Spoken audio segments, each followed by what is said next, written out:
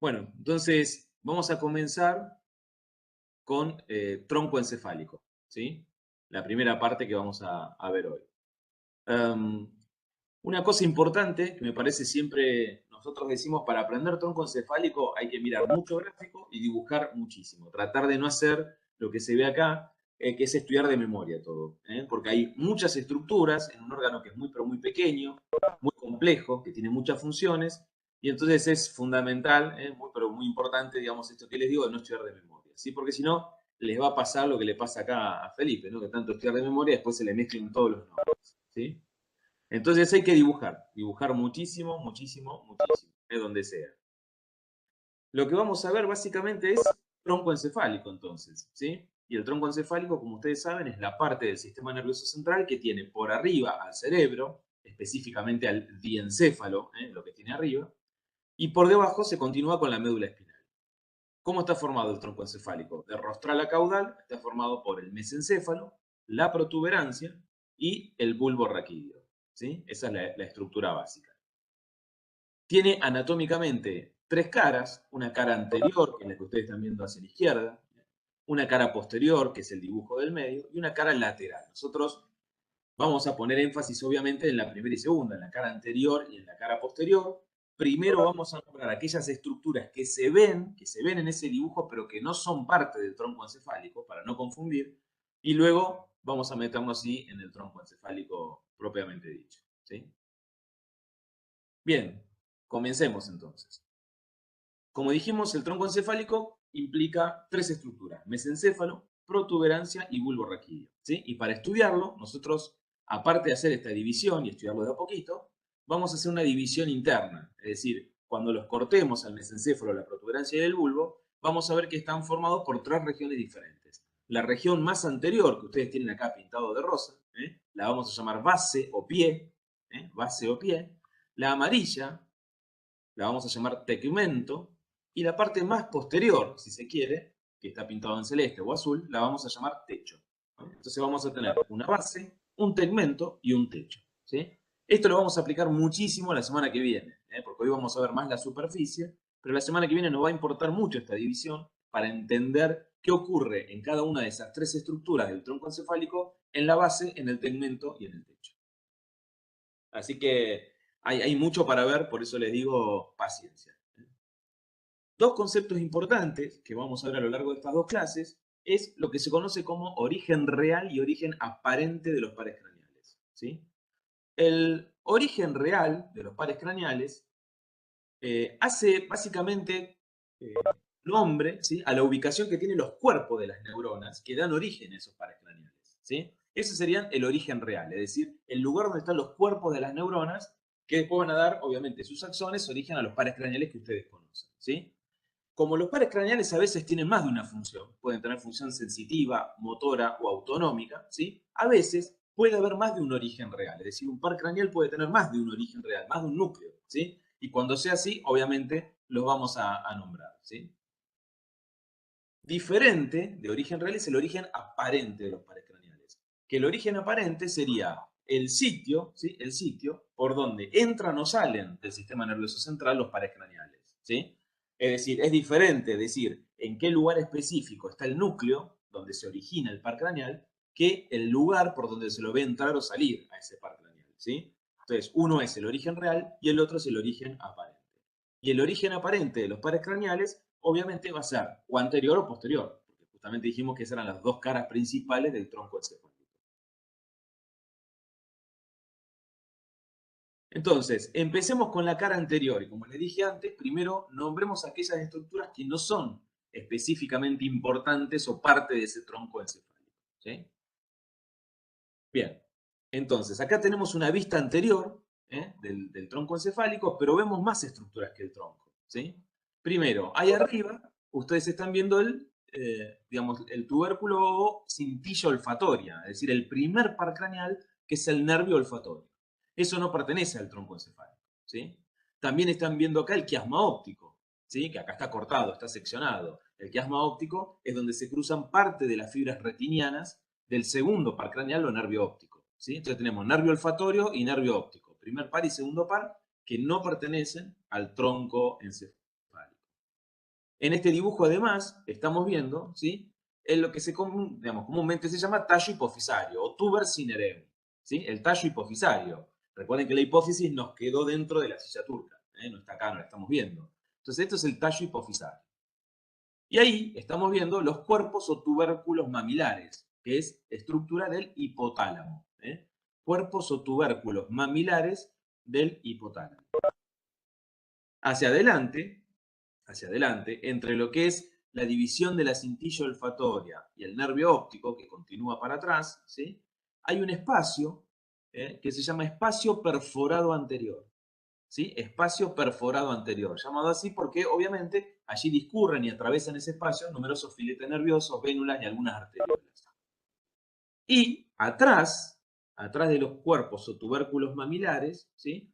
Aparece otro espacio, llamado espacio perforado posterior, de similares características al anterior. Es decir, se denomina así porque ese espacio va a estar atravesado por algunos filetes nerviosos, ¿sí? Algunos ramos comunicantes, algunas vénulas y algunas arteriolas. ¿Sí? Por eso se llaman así. Entonces, lo que acabamos de ver es qué cosas desde la vista anterior del tronco encefálico no pertenecen al tronco. Y nombramos al primer par, que es el nervio olfatorio, al quiasma óptico, que es parte del segundo par o nervio óptico, al tuber cinereum o tallo hipofisario, a los cuerpos o tubérculos mamilares del hipotálamo, y dos espacios llamados perforado anterior y perforado posterior. ¿Sí? Todo esto que estoy nombrando, obviamente, estrictamente no pertenece al tronco encefálico. ¿Qué más estoy viendo y que no es parte específica del tronco encefálico? Bueno, ahí ustedes están viendo esta masa grandota que está acá, lateral, que yo marqué ahí con dos flechas verdes, es el tálamo. ¿Sí? Es el tálamo. Específicamente, ¿sí? Dos núcleos del tálamo que se llaman cuerpo geniculado medial, el más interno, y cuerpo geniculado lateral del tálamo. ¿Sí? Cuerpo geniculado medial y cuerpo geniculado lateral del tálamo. El cuerpo geniculado medial del tálamo, ¿sí? Va a estar relacionado, ¿sí? Con la vía auditiva.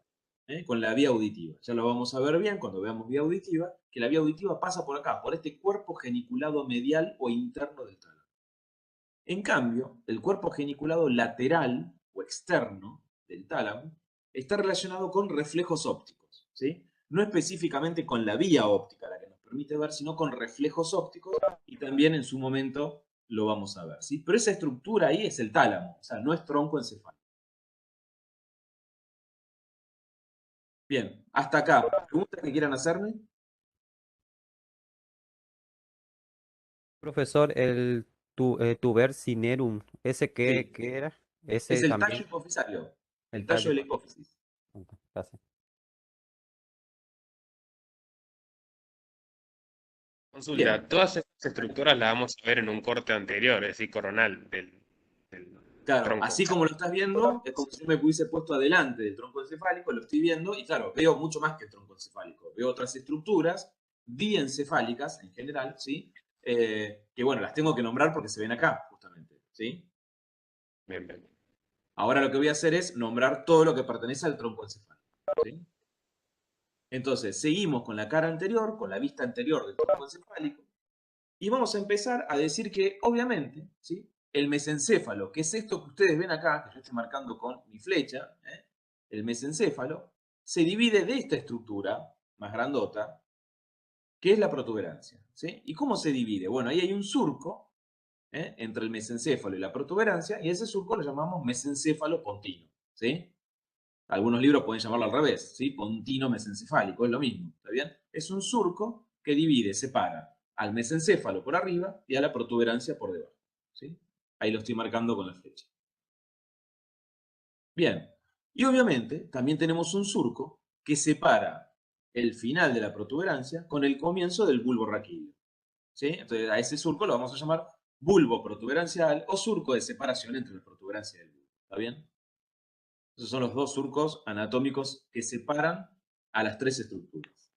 Profe, tengo una Escucho, pregunta. escucho. ¿Al bulbo raquídeo también se lo llama puente?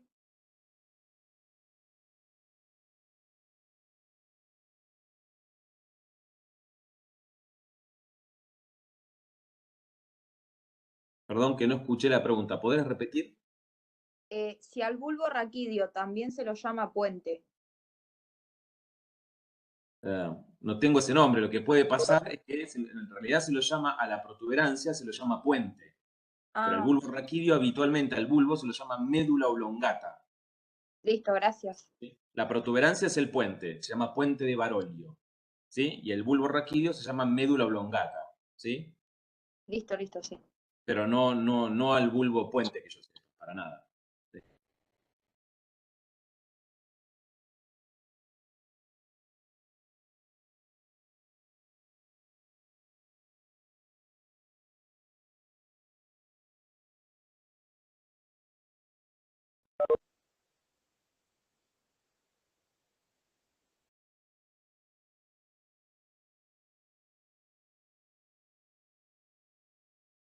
¿Ahí están escuchando ustedes? No, yo no escucho No, nada. No, Sí, yo no te profe. escucho, no te escucho. Pero ahora sí, ¿me escuchan? Sí, ahora sí. Ah, ok. Sí, ahora Sí, sí. Bien. Perfecto. Bien, les muestro ahora, ¿sí? Miremos acá la protuberancia. Si se fijan, la protuberancia tiene en el medio, ¿sí? En el medio tiene un surco, ¿sí? Y a ese surco se lo llama surco basilar.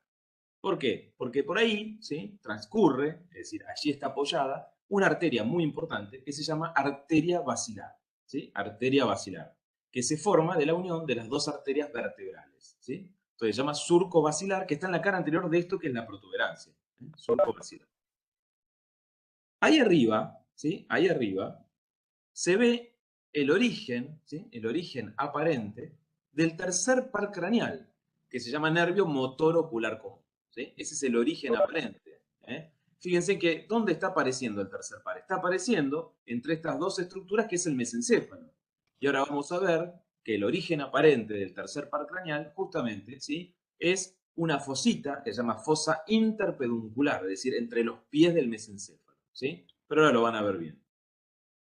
Acá, lo que están viendo, ¿sí? Un poquito más abajo que eso, sí, lateral, es el cuarto par craneal, ¿sí? El cuarto par craneal que se llama nervio patético o troclear. Y fíjense una cosa curiosa, que el nervio patético o troclear no aparece adelante, sino que viene desde atrás. Es decir, el origen aparente va a estar atrás y va a rodear, abrazando a todo el tronco encefálico, ¿sí? Ahora vamos a ver bien también eso, ¿sí? Entonces, concepto muy importante de esta clase, ¿sí? En la fosa interpeduncular, es decir, entre ambos pies o pedúnculos del mesencéfalo, se observa el origen aparente del tercer par craneal o nervio motor ocular común. ¿Sí? Repito, en la fosa interpeduncular, es decir, entre ambos pies o pedúnculos del mesencéfalo, se observa el origen aparente, que es lo que ustedes están viendo ahí, del tercer par craneal llamado nervio motor ocular común. ¿Sí? Nervio motor ocular común, que tiene funciones motoras y funciones autonómicas. Funciones motoras y autonómicas. Bien.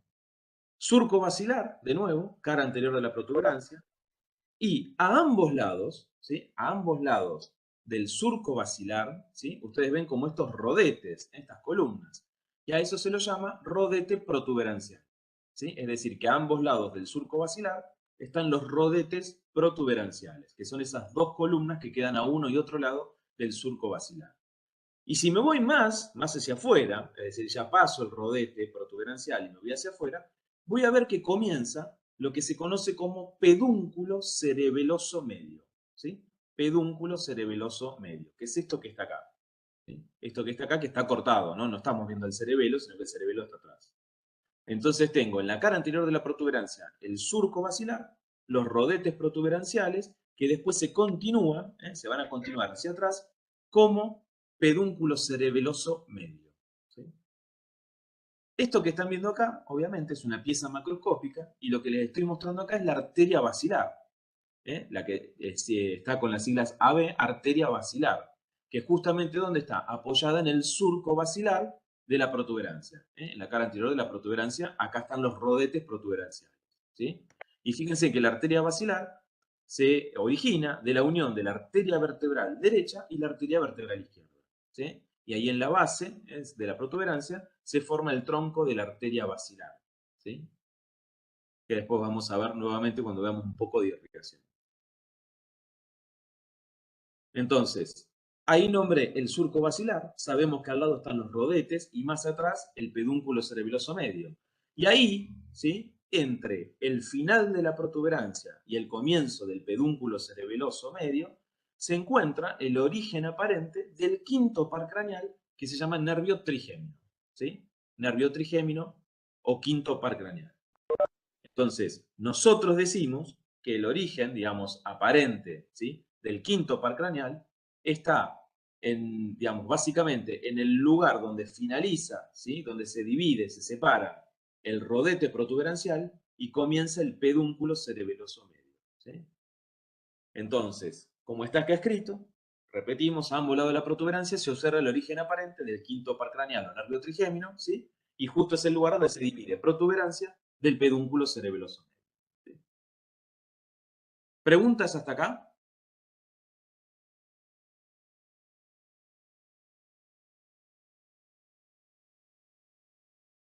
Bien, sigo. Ah, bien, escucho. Dale.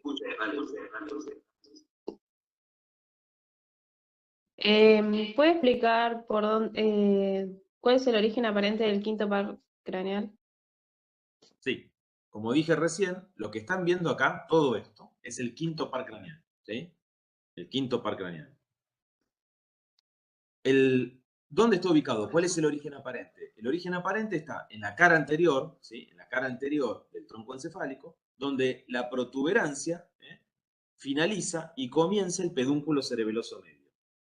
Entonces, a ambos lados de la protuberancia se observa el origen aparente del quinto par craneal o nervio trigémino, y este origen divide a la protuberancia del pedúnculo cerebeloso, ¿sí? Entonces vimos el origen aparente del tercero, el origen aparente del quinto par craneal, y ahora nos vamos a meter, ¿sí?, con los pares craneales 6, 7 y 8.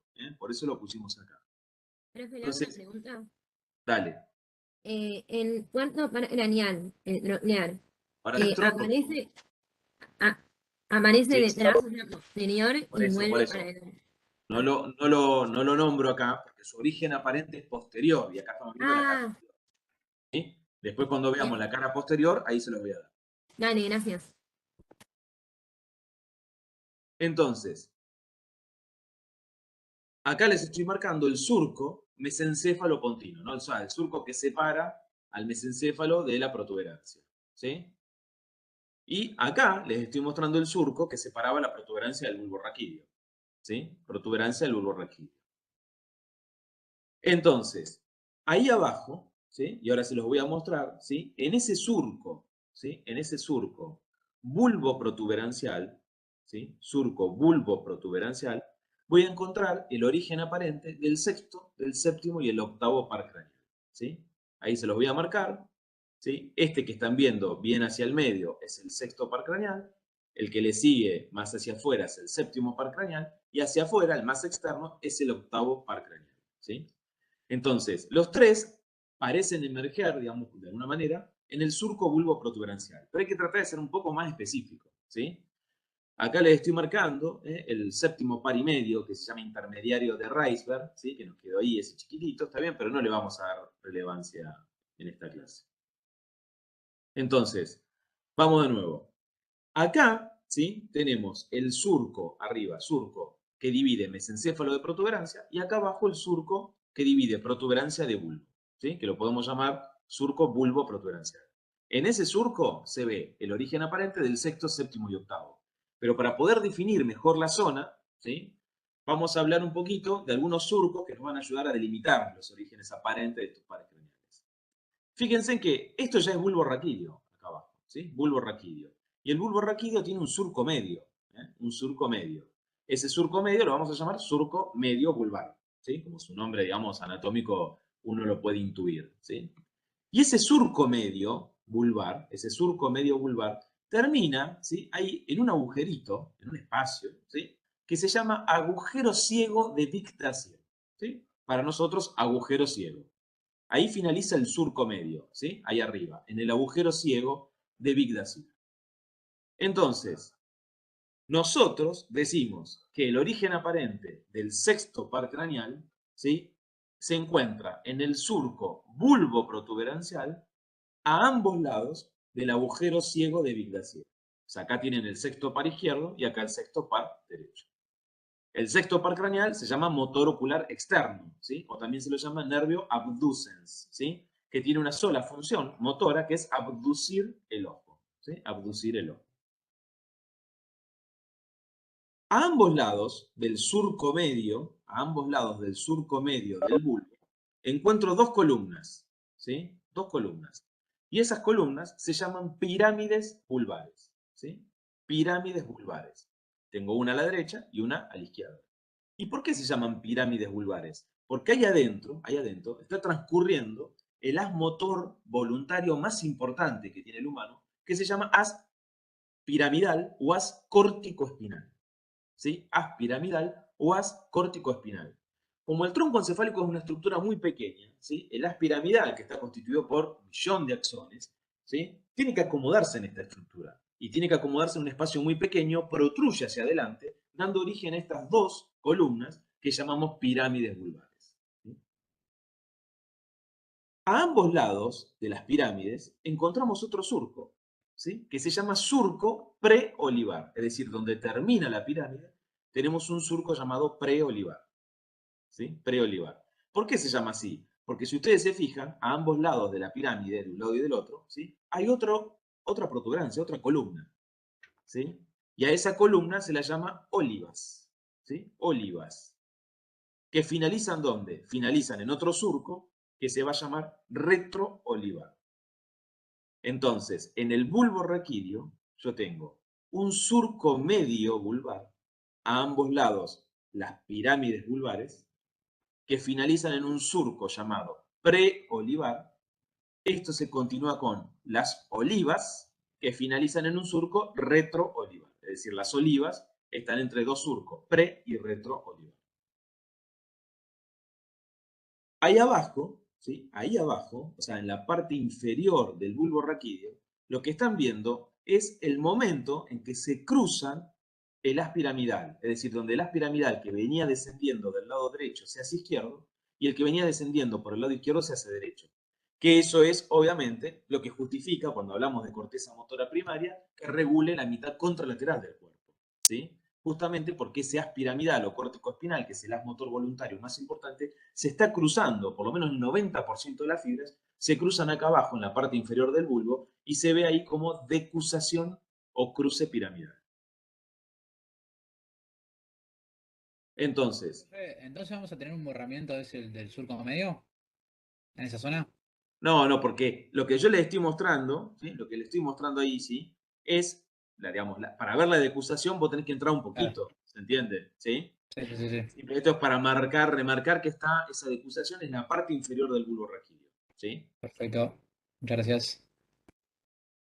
Bien, yo les había dicho que el surco medio vulvar termina arriba en un agujero que se llama agujero ciego, ¿sí?, que luego se continúa a ambos lados del surco las pirámides, luego las olivas, y fíjense lo siguiente, el surco, ¿sí?, el surco, digamos, arriba de las olivas, por así decirlo, ¿sí?, hay una fosita también, ¿sí?, hay una fosita que se llama fosita supraolivar, es decir, arriba de las olivas, hay una fosita que se llama fosita supraolivar, fosita supraolivar.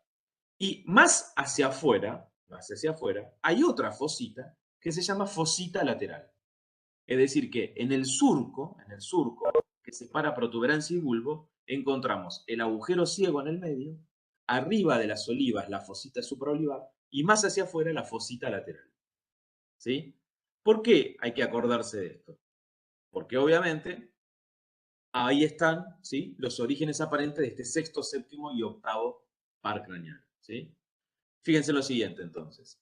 A ambos lados del agujero ciego se observa el origen aparente del sexto par craneal llamado nervio motor ocular externo o nervio abducens, ¿sí?, que es solo motor, ¿sí?, tiene solo componente motor, inerva un músculo llamado recto lateral o recto externo del globo ocular y por lo tanto permite la mirada hacia afuera del globo ocular, ¿sí?, la abducción del ojo.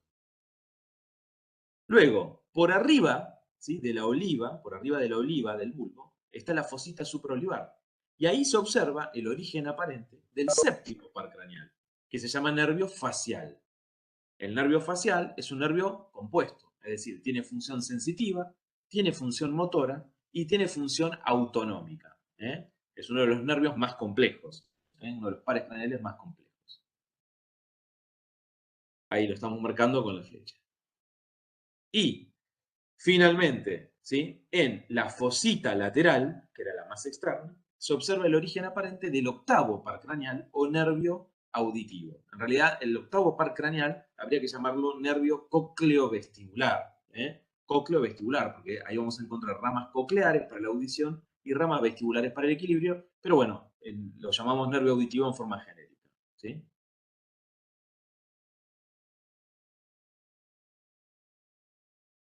Entonces, a ver si queda claro. Acá abajo, ¿sí? Tengo el surco que separa protuberancia de bulbo raquídeo. ¿Sí? Se llama surco bulbo protuberancial. En ese surco yo voy a encontrar una fosita central llamada agujero ciego, una fosita arriba de las olivas, a las cuales voy a llamar fosita supraolivar, y a ambos lados, a nivel lateral, una fosita que se llama fosita lateral. El origen aparente del sexto par craneal es a ambos lados del agujero ciego. El origen aparente del séptimo par es en la fosita supraolivar y el origen aparente del octavo par, ¿sí? Va a ser la fosita lateral. ¿Sí? Por eso se ven de interno a externo el sexto, el séptimo y el octavo par craneal. Ahora bien, nosotros habíamos dicho que en el bulbo raquídeo, ¿sí? Hay un surco medio, luego están las pirámides terminan en un surco llamado preolivar, luego vienen las olivas, y después viene un surco llamado retroolivar. En ese surco, ¿sí? Llamado retroolivar, es decir, donde terminan las olivas, ahí se va a encontrar el origen aparente del noveno, el décimo y el decimoprimer par craneal, de arriba hacia abajo, que son estos tres que ustedes están viendo ahí señalando con la flecha. ¿Sí? Entonces, en el surco retroolivar se encuentra el origen aparente del noveno par craneal, el décimo y el decimoprimer.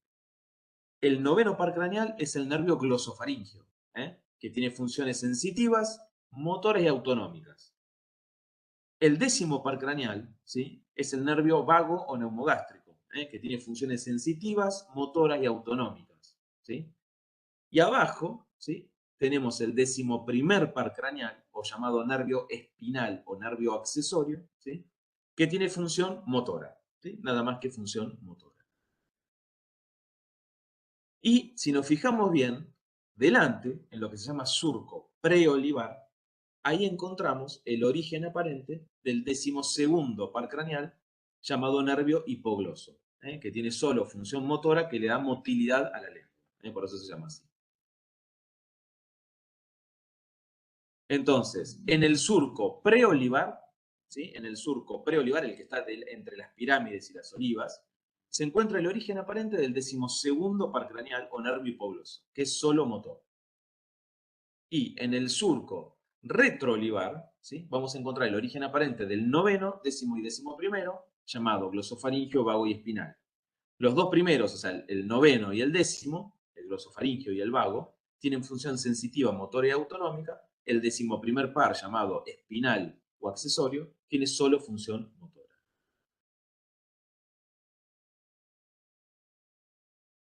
Esto que están viendo acá es una imagen lateral del tronco, ¿sí? Están viendo acá la protuberancia, el surco basilar, por donde va a estar apoyada la arteria basilar, y acá ven los rodetes protuberanciales, ¿sí?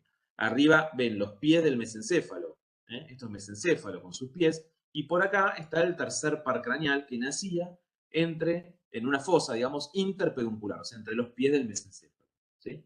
Y abajo, si se fijan, está el bulbo raquídeo, que está cortado, por supuesto, y lo que se ve bien delante es el surco medio vulvar, y a ambos lados estas dos prominencias, que son las pirámides vulvares. Detrás de las pirámides se observan las olivas. Las olivas, y la oliva va a tener un surco preolivar y un surco retroolivar. ¿Preguntas hasta acá? Profe, Dale. los orígenes aparentes de los últimos nervios que hablamos, Porque se te trabó un poco y no terminé de entender, de escucharte. Del noveno, décimo, onceavo y el doceavo. Bien. Acá, ¿sí? Voy a sacar todo esto para que lo veas. Estamos hablando del bulbo raquídeo, ¿sí? El bulbo raquídeo tiene un surco medio, a ambos lados tiene las pirámides vulvares, la pirámide termina en un surco llamado preolivar, luego se continúa con esta columna que se llama olivas, ¿sí? De un lado y del otro, y la oliva termina en otro surco llamado retroolivar. Entonces, las olivas, que son estas columnas que están acá y acá, tienen un surco preolivar y uno retroolivar. El origen aparente del noveno, el décimo y el decimoprimer par es el surco retroolivar, o sea, detrás de las olivas, ¿sí? De arriba hacia abajo, 9, 10 y 11. Y el decimosegundo par tiene su origen aparente en el surco preolivar, ¿sí? Surco preolivar. Bien, bien, bien.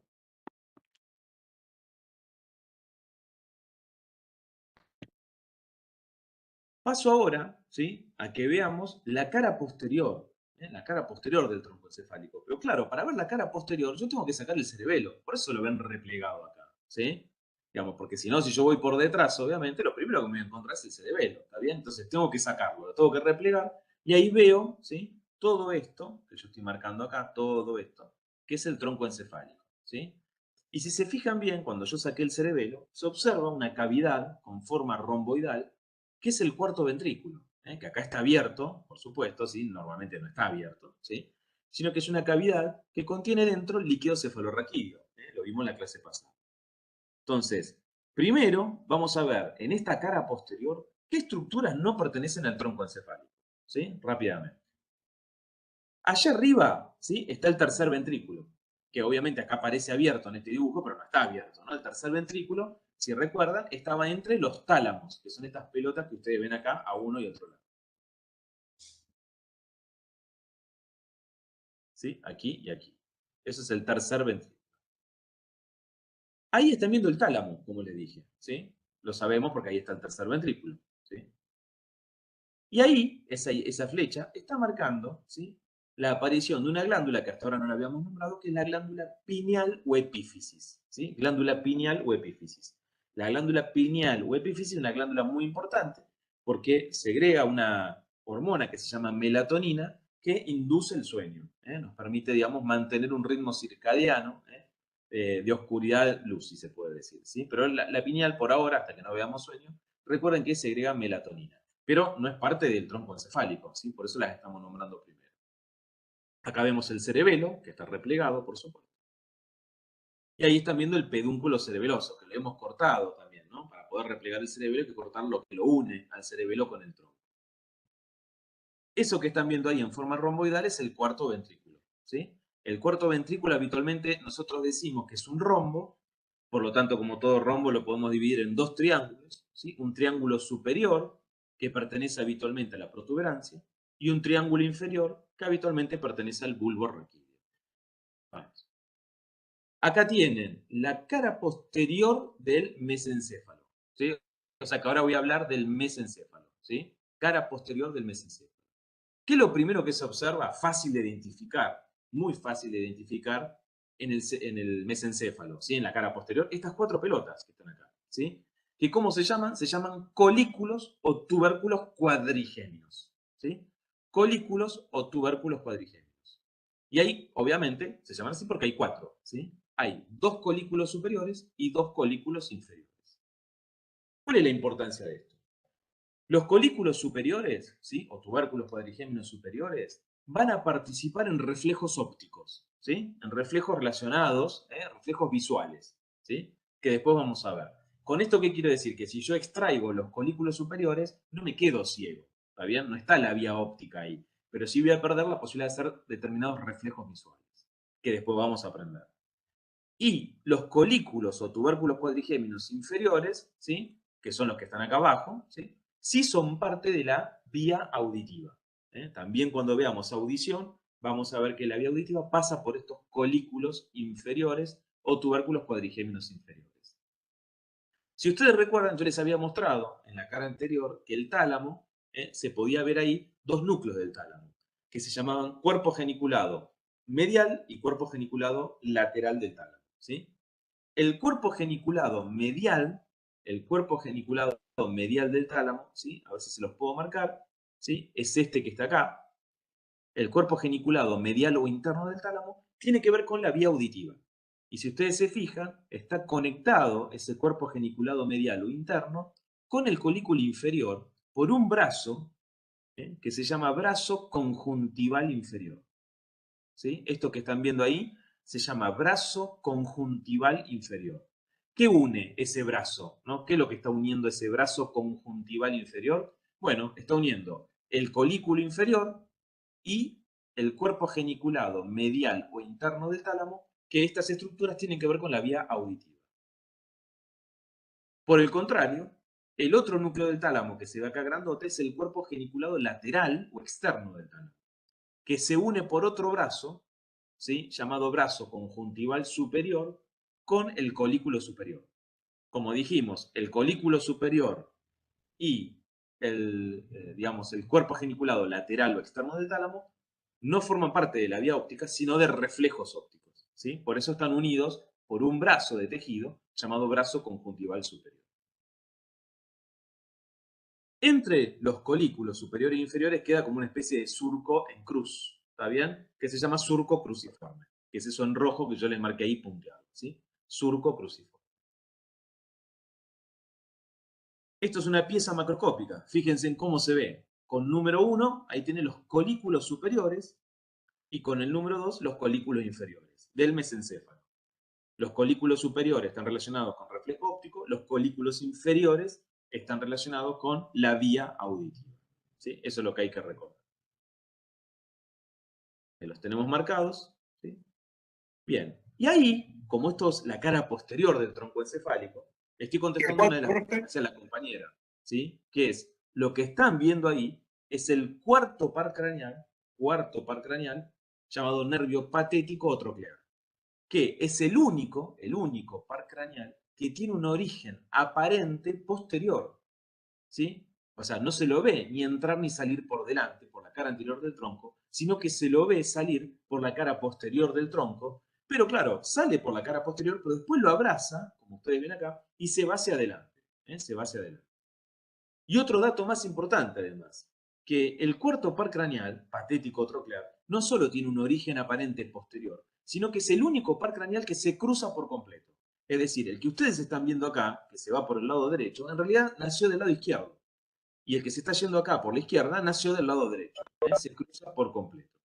Es el único par craneal que se cruza completamente, porque hay otro que se cruza parcialmente, que es el nervio óptico, que después vamos a ver. ¿Alguien quería hacer alguna pregunta? Ahí en la imagen anterior que puso en los dos colículos inferiores, se veía que había un número 4 que los unía. Ah, exactamente ese. El número 4. Perdón, no tiene relevancia ahora. No le des bolilla a eso ni al 3, Sí. porque es muy difícil decirte... Como lo vi tan exactamente notorio, a qué por pertenece. eso. Bien, bien, bien. Sí. Profe, disculpa, ¿cuál es la función de los superiores? Los colículos superiores, ¿sí? Participan en reflejos visuales. Bien, ¿Sí? gracias. Que cuando veamos motor, la clase de motor, ahí los vamos a ver ahí bien cuál es la vía que originan ahí y para qué sirve justamente. ¿Sí? Y cuando veamos audición, ahí van a ver la vía auditiva y ahí van a ver el colículo inferior. Ah, bien. ¿Sí? Quiero preguntar eso. Bien. Entonces, decíamos del cuarto par, que es el origen aparente es posterior. Sí, escucho. Cuando te referís a que el nervio troclear es el único que se cruza por completo, es como que da la vuelta por la cara anterior también y vuelve, digamos. No. Es porque después lo vas a ver cuando veamos un dibujito en la clase que viene, que esto que vos ya estás viendo acá, que va por el lado derecho del tronco, hacia adelante, ¿sí? En realidad nació del lado izquierdo del tronco. ¿Se entiende? O sea, el lado izquierdo de la cara ¿Se entiende lo anterior. que estoy diciendo? ¿Cómo? No, o sea, el lado izquierdo de la misma cara posterior o de la cara anterior. No, a ver si se entiende. Lo que yo estoy mostrando acá es el origen aparente de los pares craneales, ¿sí? Yo no estoy mostrando el origen real, porque el origen real son los núcleos que están adentro, que lo vemos en la clase que viene, ¿sí? Entonces, en el mesencéfalo, en la parte inferior del mesencéfalo, adentro, está el núcleo, o sea, el conjunto de cuerpos neuronales que le da origen al cuarto par. Pero resulta que los axones de esas neuronas, ¿sí?, de esos cuerpos neuronales, todos los axones se cruzan, se entiende por completo. Entonces, lo que vos estás viendo acá, ya saliendo y que se va por el lado derecho, abrazando el lado derecho del tronco, no sé si se entiende lo que estoy diciendo, ¿sí? En realidad es un par craneal que ya está cruzado. ¿Sí? Lo vas a entender la clase que viene, lo vas a entender bien porque te voy a mostrar los dos dibujos, el interno y el externo. ¿Sí? Sí, bien. Ahora el Gracias. concepto, por ahora, es que el cuarto par craneal es el único par craneal que tiene un origen aparente posterior y que se cruza por completo. Por ahora es eso. ¿Sí? Profe, una última duda. Dale. Uy, perdón. Sí, habla. Lo que no formaba parte. Uy. No sé si hablar yo a la otra chica. No, los escucho, los escucho. No formaba parte de la cara posterior el tercer ventrículo, la glándula pineal y los pedúnculos. Ay, se me. Sí, claro. O sea, el tercer ventrículo es una cavidad que está entre los tálamos. No pertenece, el tálamo está en el diencéfalo, ¿sí? Arriba. ¿Sí? Nosotros estamos hablando de tronco, que es mesencéfalo para abajo. ¿Sí? Entonces el tercer ventrículo es una cavidad diencefálica entre los tálamos. No pertenece al tronco. La pineal tampoco pertenece al tronco, ¿sí? Y los tálamos tampoco, por supuesto, ¿sí? Y no sé qué. Y obviamente los pedúnculos cerebelosos tampoco, ¿sí? Son del cerebelo. ¿Sí? ¿Se Profe, entiende? Sí. entonces está bien decir que sería a ambos lados de la válvula de Busen el Sí, origen ahora lo aparente del explico. cuarto par. Sí. Ahora lo explico bien Sí. eso, porque todavía ni la nombré, así que ahora voy Ah, hacia eso. no, yo porque lo tenía escrito. Ahora ya se los digo. Fíjense en lo Profe, una siguiente. pregunta. ¿Me Dale. escucha? Sí, te escucho. El brazo conjuntival superior une al colículo superior ¿con qué más? Con el cuerpo geniculado lateral o externo del tálamo. Gracias.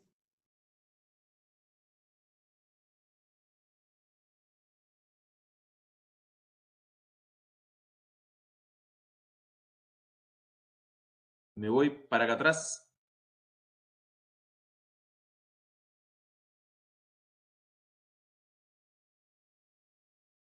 Si lo puedo mostrar bien.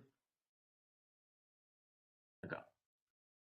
¿Se acuerdan que en la cara anterior yo les dije que esto que está acá es el tálamo? Y específicamente del tálamo está esto que se llama cuerpo geniculado medial del tálamo y cuerpo geniculado lateral o externo del tálamo. Pero esta es la cara anterior. Si yo me voy a la cara posterior de todo esto, ¿sí? Y ahora voy para allá. Ahí llegué. Lo que veo en la cara posterior es esto, ¿sí? Que el colículo superior del mesencéfalo se comunica con el cuerpo geniculado lateral o externo del tálamo por un brazo que se llama brazo conjuntival superior.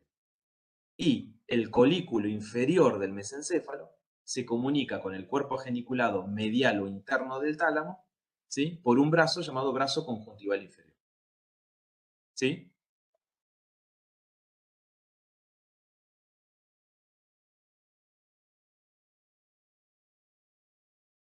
¿Quedó claro eso o no? ¿Podrías repetirlo? Por Lo favor. puedo repetir, sí. A ver, todos están de acuerdo que el tálamo no pertenece al tronco encefálico, ¿no? ¿Todos están de acuerdo en eso? Sí. Sí. Entonces, el tálamo, ¿sí?, es una gran masa de sustancia gris que tiene muchos núcleos, ¿sí? O sea, nosotros cuando decimos tálamo, el tálamo adentro tiene muchos núcleos, ¿sí? Los núcleos tienen nombre propio. Acá les estoy mostrando dos de esos núcleos que se llaman cuerpo geniculado lateral o externo y cuerpo geniculado medial o interno del tálamo, ¿sí? Del tálamo. ¿Para qué sirven? Bueno, el cuerpo geniculado lateral o externo del tálamo participa en reflejos visuales. El cuerpo geniculado medial o interno del tálamo, ¿sí?, participa en la vía auditiva. Bien, ahora, yo estoy hablando ahora de cara posterior del mesencéfalo. Y en la cara posterior del mesencéfalo lo primero que se ve son los colículos superiores e inferiores. Los colículos superiores, ¿sí?, participan en reflejos visuales. Entonces se comunican a través de un brazo llamado brazo conjuntival superior con el cuerpo geniculado lateral o externo del tálamo que participa en reflejos visuales. Los colículos inferiores del mesencéfalo, ¿sí?, participan en la vía auditiva. Por lo tanto, se comunican por un brazo llamado brazo conjuntival inferior con el cuerpo geniculado medial o interno del tálamo. ¿Sí? ¿Quedó claro o no? Sí, ahora sí, gracias. ¿Sí? Bien. Acá atrás, ¿sí? Ahora, al haber sacado el cerebelo, nosotros vemos este rombo que dijimos que es el cuarto ventrículo, ¿sí? Pero dijimos que acá está abierto, ¿sí? Pero el cuarto ventrículo, ustedes ya saben que contiene líquido cefalorraquídeo. Entonces, lo que estamos viendo acá arriba, ¿sí? Es lo que se llama velo medular superior, que va a cubrir toda esta parte, ¿sí? Acá no está replegado, ¿sí? Y acá abajo va a haber un velo medular inferior, que también está ausente, no lo vemos. Ese velo es como una tela, ¿sí? Que estaría tapando esta cavidad, ¿sí? La estaría cerrando. Obviamente, vuelvo a insistir, acá no se ve, ¿eh? La sacamos para poder ver la cara posterior de la protuberancia y el bulbo, ¿sí? ¿Qué observamos ahí? Que en toda, ¿sí? Que en toda la cara posterior hay un surco medio también. Entonces ese surco lo llamamos surco medio dorsal o surco medio de la cara posterior, ¿sí? Es todo eso que está ahí, ¿eh? Es esa línea roja que yo les puse ahí, ¿está bien? Eso es el surco medio dorsal, ¿está bien? Ahí, a un costado, ¿sí? A un costadito, o sea, hacia externo del surco medio dorsal, hay otro surco llamado surco limitante, a un lado y el otro, ¿sí? Entonces tenemos surco medio dorsal, ese que está ahí, surco limitante. Ahora bien, de nuevo, ahí están viendo los colículos superiores y ahí nombramos el cuarto par craneal, ¿sí? Al velo medular, al surco medio dorsal y al surco limitante. Bien. Abajo, ¿sí? Hacia abajo, el surco medio hacia abajo, termina en una estructura que se llama óvex o cerrojo, que la pueden olvidar, ¿sí? Entonces el surco medio termina hacia abajo en una estructura llamada óvex o cerrojo, que la podemos olvidar, ¿sí? Pero hacia arriba, ese surco medio dorsal finaliza en un lugar que se llama válvula de Biasans, ¿sí? Válvula de Biasans, ¿sí? Que antiguamente se pensó que era una válvula de líquido cefalorraquídeo, pero no es una válvula, no es nada, ¿está bien? Por así decirlo, no tiene ninguna función relevante. ¿Por qué la nombramos entonces? Porque el origen aparente del cuarto par craneal, llamado patético troclear, está a ambos lados de esa válvula llamada válvula de Biasans, ¿sí? Entonces, a ambos lados de la válvula de Biasans se observa el origen aparente del cuarto par craneal, que se llama nervio patético o troclear, que es un nervio con solo función motora y es el único par craneal que tiene un origen aparente posterior. Todos los demás pares craneales se van a ver aparecer, digamos, incorporándose al tronco, saliendo del tronco por la cara anterior. El único que tiene origen aparente posterior es el nervio patético o troclear. Profe, Acá les estoy... Sí. ¿el óvex Sí. es lo que tiene forma de B corta? Sí, eso que está por acá abajo, eso es el óvex o cerrojo, ¿sí? Bueno, no tiene Pero importancia. olvídenlo porque no, lo que nos va a importar a nosotros ahora son las estructuras que están ahí adentro. ¿Está bien? Bien. Yo acá les decía, ¿sí? Que acá tenemos el cuarto ventrículo, ¿está bien? Que es un rombo que tiene dos triángulos, el superior o protuberancial y el inferior o vulvar, ¿sí? Bien. Cuando nosotros vemos la cara posterior de la protuberancia, ¿sí? Lo que vemos son dos columnas, ¿no? A ambos lados de ese surco medio. Y esas columnas se llaman eminencia teres o eminencia del facial, ¿sí? Eminencia teres o eminencia del facial.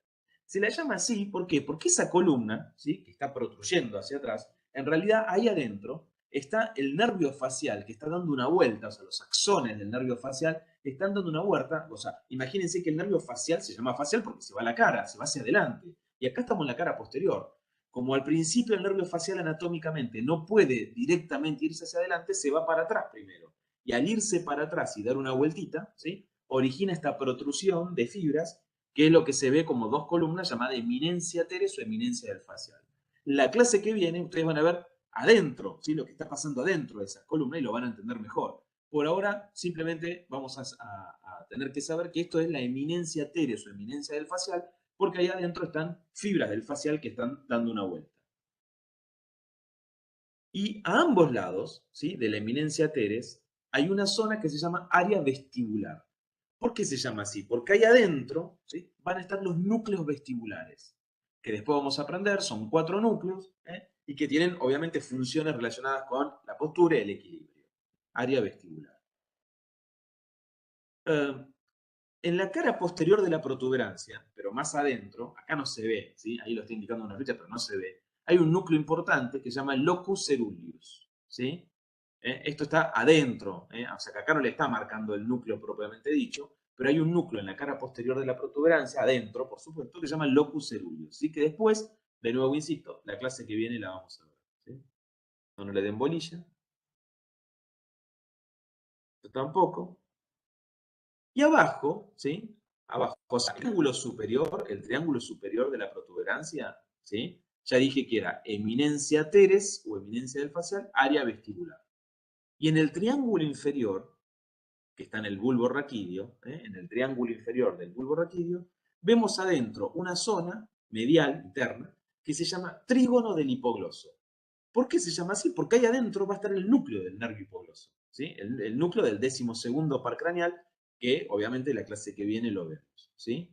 Y a un costadito, ¿sí? Más abajo, vamos a encontrar el trígono del vago o neumogástrico. ¿Por qué? Porque ahí adentro va a estar el núcleo del neumogástrico o vago, ¿sí? Entonces tenemos trígono del hipogloso, trígono del vago, ¿sí? Esto no importa.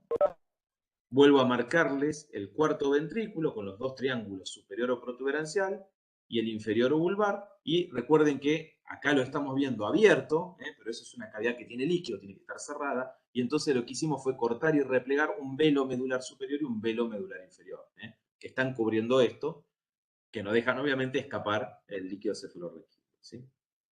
Y acá hay algo importante. Hacia la parte más inferior del bulbo raquídeo, siempre estoy en la cara posterior, ¿no? Del tronco. En el bulbo raquídeo, en la cara posterior del bulbo raquídeo, ¿sí? Se ve en el medio, ¿sí? Bien superficial estas dos columnas, ¿sí? Y esto que ustedes están viendo ahí, ¿sí? Que yo le estoy marcando con una flecha, se llama tubérculo grácil, la primera columna, la más interna, y al lado una que se llama tubérculo cuneiforme. Entonces, insisto, en el bulbo raquídeo, en la cara posterior, ¿sí? Lo que estamos observando ahí es, en el medio, dos columnas llamadas tubérculo grácil y a ambos lados del tubérculo grácil, el tubérculo cuneiforme. ¿Por qué es importante recordar este tubérculo grácil y tubérculo cuneiforme? Porque adentro, ¿sí? De esto están transcurriendo fibras sensitivas que traen información muy importante del tacto y la propiocepción, ¿sí? Que ya vamos a ver, que se llama vía lemniscal. Es una vía sensitiva, esa vía lemniscal, que trae información sensitiva de tacto fino y propiocepción consciente. Y claro, cuando suben esas fibras, vienen desde la médula espinal subiendo, protruyen en la cara posterior del bulbo y originan el tubérculo grácil y el tubérculo cuneiforme, ¿sí? Pero son fibras sensitivas que después vamos a ver bien en la clase de sistemas sensitivos. ¿Cómo se llama la vía, profe? Vía lemniscal, ¿sí? Gracias. Lemniscal. Lo primero, digamos, para empezar con presión intracraniana, algo básico, importante, es que en el adulto la cavidad craneana es una cavidad inextensible, ¿no? En el chico, las fontanelas, todavía la no generación de la supresión del cráneo, pero en un adulto esto es imposible, ¿sí? Es imposible. Profe, te hago una pregunta de los artículos rápida. ¿Ahora o esperar la clase? No, viste que nombraste los artículos, te quería preguntar si había que leerlos así o era parte de Biblia obligatoria, porque un par estaban en inglés, me parece. O sea, son para que ustedes los aprovechen, ¿no? Qué sé yo, está en cualquier libro esto, digamos, no hay ningún problema donde lo lean, está bien, pero les agregué 3 porque en general en libros habituales no está completo el tema, pero no es obligatorio. Bien. ¿Sí? Les decía que el tema, digamos, del cráneo inextensible estaba. Entonces, es importante, digamos, obviamente, que para sostener un nivel de conciencia adecuado, yo necesito una perfusión adecuada, por lo tanto, una entrega de oxígeno adecuada y oxígeno y glucosa a las neuronas. Las neuronas son células especiales que no consumen otra cosa que no sea glucosa. Muy difícil que tomen otro alimento y, por lo tanto, es importante el sustrato vascular, digamos, y la perfusión cerebral, ¿sí? Entonces, es importante recordar que cuando se cierran ya definitivamente las fontanelas, el cráneo se vuelve justamente una estructura inextensible, ¿sí? Y nosotros necesitamos, sí o sí, mantener el volumen dentro del cráneo en forma constante, ¿sí? Porque ese volumen de las estructuras que ocupan el cráneo genera una presión dentro del cráneo, ¿sí? Y a esas estructuras que ocupan un volumen determinado, ¿sí? En el cráneo y que generan, por lo tanto, una presión dentro del cráneo, hablamos de presión intracraneana, ¿sí? Entonces, el volumen dentro del cráneo, ¿sí? Que habitualmente es un volumen fijo de 1500 mililitros, depende básicamente de tres estructuras. El 80% del parénquima cerebral, un 10% del líquido cefalorraquídeo y un 10% de la sangre, ¿sí? Estas tres estructuras, entonces, que ocupan un volumen, ejercen una presión. Esa presión, llamada presión intracraneana, lo habitual y lo normal es que sea menor o igual a 15 milímetros de mercurio, ¿sí? Menor o igual a 15 milímetros de mercurio. ¿Y por qué esto es importante? Porque como ustedes ven en el dibujo de la izquierda, si llegara a aparecer una hemorragia, una masa, un tumor, una metástasis, un edema cerebral, estamos agregando un volumen en una cavidad que no puede extenderse. Por lo tanto, ¿sí? Si yo agrego un volumen determinado, ¿sí? Que no estaba previamente dentro del cráneo, eso va a ejercer una mayor presión y alguno de los otros tres componentes va a tener que descender para mantener una presión adecuada, ¿sí? A esto último, lo que acabo de citar, se lo llama doctrina de Monro-Kelly, ¿sí? ¿Qué es la doctrina de Monro-Kelly? Lo que dice justamente es que debo mantener en forma constante el volumen y la presión intracraneana, que en caso de haber alguna masa nueva, una hemorragia, edema, lo que fuere dentro del cerebro, ¿sí? Ese aumento del volumen y por lo tanto ese aumento de la presión tiene que ser compensado por el descenso de alguno de los componentes normales dentro del cráneo para mantener una presión adecuada. Entonces veamos estos tres dibujos que ejemplifican esta doctrina. A la izquierda, ustedes están viendo una columna que ejemplifica lo que es la presión intracraneana normal. Ahí tenemos el cerebro, está en rojo con esas rayas verticales negras, ¿sí? El volumen de sangre arterial en blanco, ¿sí? Y arriba tienen en azul el volumen venoso y el flujo, digamos, el líquido cefalorraquídeo, ¿sí? Que está en verde. Entonces, estos son los cuatro componentes, ¿sí? Dijimos que era el parénquima cerebral en un 80%, un 10% el líquido cefalorraquídeo y un 10% la sangre arterial y venosa, ¿sí? Como ustedes ven en el dibujo, ¿sí?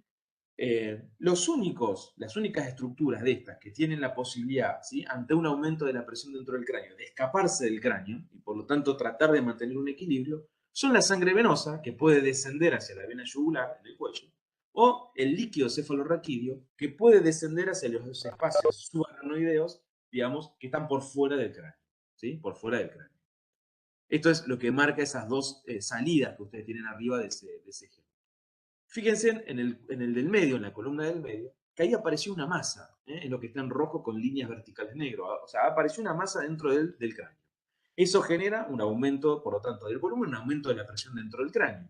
¿Cómo hago para mantener la misma presión si aparece una masa? Obviamente, descendiendo el flujo venoso de sangre, como dijimos, que se va retirando hacia la vena yugular, y el líquido cefalorraquídeo que va discurriendo hacia esos espacios extracranianos subaracnoideos, ¿sí? Ahora, esto tiene un límite de compensación. Si la masa sigue creciendo, por ejemplo, es un tumor que sigue expandiéndose, o un edema cerebral que sigue expandiéndose, o una hemorragia muy importante, ¿sí? Llega un momento donde ni la sangre venosa ni el líquido cefalorraquídeo me sirven para compensar, ¿sí? Ese aumento de volumen y de presión. Y ahí hay un problema, porque si ya estas dos estructuras que podían escaparse del cráneo ya no pueden compensar, la única manera de compensar es o deteriorando el flujo sanguíneo arterial cerebral, o sea, aquel que lleva el sustrato al cerebro, o obviamente a través de movimientos del parénquima cerebral fuera del cráneo, lo que se conoce como hernias cerebrales, lo que conlleva más tarde o más temprano, obviamente, a la muerte del paciente. Este es el mismo dibujo que el anterior, pero en forma horizontal. Ven arriba el normal, ¿sí? Con la sangre venosa y el líquido cefalorraquídeo como los únicos que tienen capacidad de, digamos, drenarse por fuera del cráneo y por lo tanto de compensar el sistema. En el medio apareció una masa en color violeta, en este caso, que hace que el líquido y el cefalorraquídeo y el volumen venoso estén compensando, pero finalmente si la masa aumenta, ya ni el líquido ni la sangre venosa compensan y por lo tanto va a deteriorarse el flujo sanguíneo arterial y obviamente aparecen las hernias cerebrales, ¿sí? Entonces, ¿cómo definimos, ¿sí? Hipertensión endocraniana? Porque la presión intracraniana es normal, todos tenemos presión intracraniana cuyo valor es menor o igual a 15 milímetros de mercurio, ¿sí? Entonces, ¿cómo definimos hipertensión endocraniana? Bueno, tenemos hipertensión endocraniana cada vez que tenemos valores mayor a 20 o 25 milímetros de mercurio de presión dentro del cráneo durante 5 minutos o más de 5 minutos, ¿sí? ¿Y por qué tomamos estos valores y más de 5 minutos? Y porque yo tengo variaciones diarias de la presión intracraneana. Por ejemplo, cuando yo tengo tos, ¿sí? Eso aumenta la presión dentro del cráneo. Si hago una maniobra de Valsalva, ¿sí? Por ejemplo, la defecación, ¿sí? O al cruzar las piernas, etc., eso también aumenta la presión dentro del cráneo. El estornudo, los cambios de decúbito, también provocan, pero son transitorios, ¿sí? Son transitorios estos aumentos. Entonces, cuando yo tengo un aumento sostenido más de 5 minutos de una presión de 20 a 25 mayor a esto, en milímetros de mercurio, hablo de síndrome de hipertensión endocraniana, ¿sí? Esto es importante. Y acá aparece, ¿sí? Que está en esos artículos también que les di, por supuesto, la primera curva que yo tengo que aprender fisiológica de esta clase, ¿sí? Esta curva es la curva que organiza en las ordenadas la presión intracraneana, ¿sí? Medida en milímetros de mercurio, y en la abscisa el volumen dentro del cráneo, ¿sí? El volumen intracraneano. O sea, es una curva presión-volumen. Y lo que observo, ¿sí? Es que la resultante de esa relación entre la presión y el volumen del cráneo no es una línea, digamos, no es una recta, sino que es esta estructura que va primero, tiene una fase 1 horizontal, plana, que luego va creciendo de a poquito y luego se hace bien perpendicular. Entonces, esta curva de presión intracraneana en función del volumen del cráneo, tiene 3 fases. ¿Qué significa la fase 1? Bueno, la fase 1 lo que está diciendo es que si aparece alguna sustancia, ¿no? Una masa, que genera, por lo tanto, un aumento del volumen intracraneano lentamente, ¿sí? Esto al comienzo no genera una presión, un aumento de la presión dentro del cráneo. Eso es lo que está mostrando la fase 1. ¿Y por qué no? ¿Por qué no genera un aumento de la presión? Porque, como dijimos, hay mecanismos compensatorios que los dan el líquido cefalorraquídeo, ¿sí? Y la sangre venosa, el flujo venoso cerebral, ¿sí? Entonces decimos que en ese momento, en esta fase, estamos en un sector de alta compliance, ¿sí? Es decir, un sector donde el volumen ha aumentado, pero no ha aumentado la presión dentro del cráneo. Dijimos que si la masa que está dentro del cráneo sigue aumentando su volumen, ¿sí? Ahora ya el mecanismo compensatorio del líquido cefalorraquídeo y el flujo venoso cerebral empieza a deteriorarse, ¿sí? Y ahí entramos en la fase 2, donde vemos que aumentando, digamos, el volumen dentro del cráneo, ya empieza a aumentar la presión intracraneana y habla del agotamiento de los mecanismos compensatorios, ¿sí? Hasta que llegamos finalmente a la fase 3, ¿sí? En donde lo que se observa es que pequeñísimos aumentos, ¿sí? Del volumen dentro del cráneo ya generan aumentos bruscos de la presión intracraneana. Esta última fase, llamada fase 3, se la denomina zona de muy baja compliance, es decir, zona donde pequeños aumentos del volumen llevan a grandes aumentos de la presión intracraneana, ¿sí? Sin mecanismos compensatorios, donde el único mecanismo posible es o deteriorar el flujo arterial, por lo tanto dejar hipóxico el cerebro, y las hernias cerebrales, que son desplazamiento de la masa encefálica, ¿sí? Ahí hay un punto que está marcado, dice 25 milímetros de mercurio, claro, digamos, no existe un punto claro donde empieza una fase y termina la otra. ¿Por qué? Porque eso depende de la velocidad con la que se instaure el proceso. Una cosa es tener un tumor que crece un poquitito todos los días, otra cosa es tener una hemorragia abrupta, digamos, donde prácticamente no hay mecanismo compensatorio rápido al comienzo. Entonces, obviamente que esta curva tiene sus variantes y va a depender de lo que ha originado ese aumento de la presión. ¿Preguntas hasta acá? Yo, profe, el tiempo para determinar hipertensión endocraniana, que no llegué a copiarlo. Listo, más de 5 minutos. Muchas gracias. Exacto. ¿Sí? Este tiempo se toma justamente porque nosotros podemos tener presiones mayores, incluso de 20 milímetros de mercurio dentro del cráneo, pero transitorias cuando tenemos tos, ¿sí? O cuando estornudamos, ¿sabes? Entonces, obviamente, esos transitorios no lo vamos a llamar hipertensión endocraniana. Hablamos de hipertensión endocraniana cuando tenemos una presión de 20 o 25 milímetros de mercurio por más de 5 minutos. Profe, una pregunta. Sí. ¿A la fase 2 dijo que tenía algún nombre o solo la fase 1 y la fase 3? No, la fase 2 es una fase donde lo que empieza a observarse es que los mecanismos compensatorios del líquido cefalorraquídeo y la sangre venosa ya no son tales, digamos, ya no funcionan, ¿sí? En su totalidad, ¿se entiende? Entonces, Pero lo no que tiene se nota ahí... un nombre puntual. No tiene un Bien. nombre puntual, ¿sí? Es una fase Pensé que lo había donde dicho los y no lo mecanismos, escuché. se ve que los mecanismos compensatorios se están agotando. Están agotados. Gracias. No, por Profe, favor. una consulta. Sí. Estos mecanismos compensatorios ante el incremento, por ejemplo, de una masa en el cráneo, Ujú. ¿afectan en algo el funcionamiento fisiológico normal de la persona? Sí, ¿O por supuesto. mientras sí? Ah, bien. Sí, por supuesto. Lo que pasa es que eso, digamos, se van viendo pequeños deterioros que por ahí al principio son solo deterioros por ahí eléctricos, ¿sí? Que en la persona no se manifiesta como un deterioro del sensorio, por ejemplo. ¿Sí? ¿Está bien?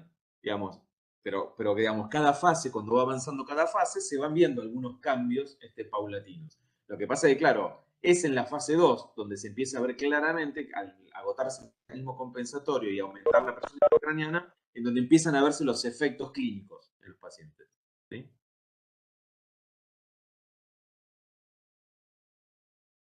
Una pregunta. Dale. En este punto, entonces, de cuando la presión intracraniana está por encima de los 25 milímetros de mercurio, sería cuando pequeños cambios en el volumen van a llevar a grandes cambios en la presión.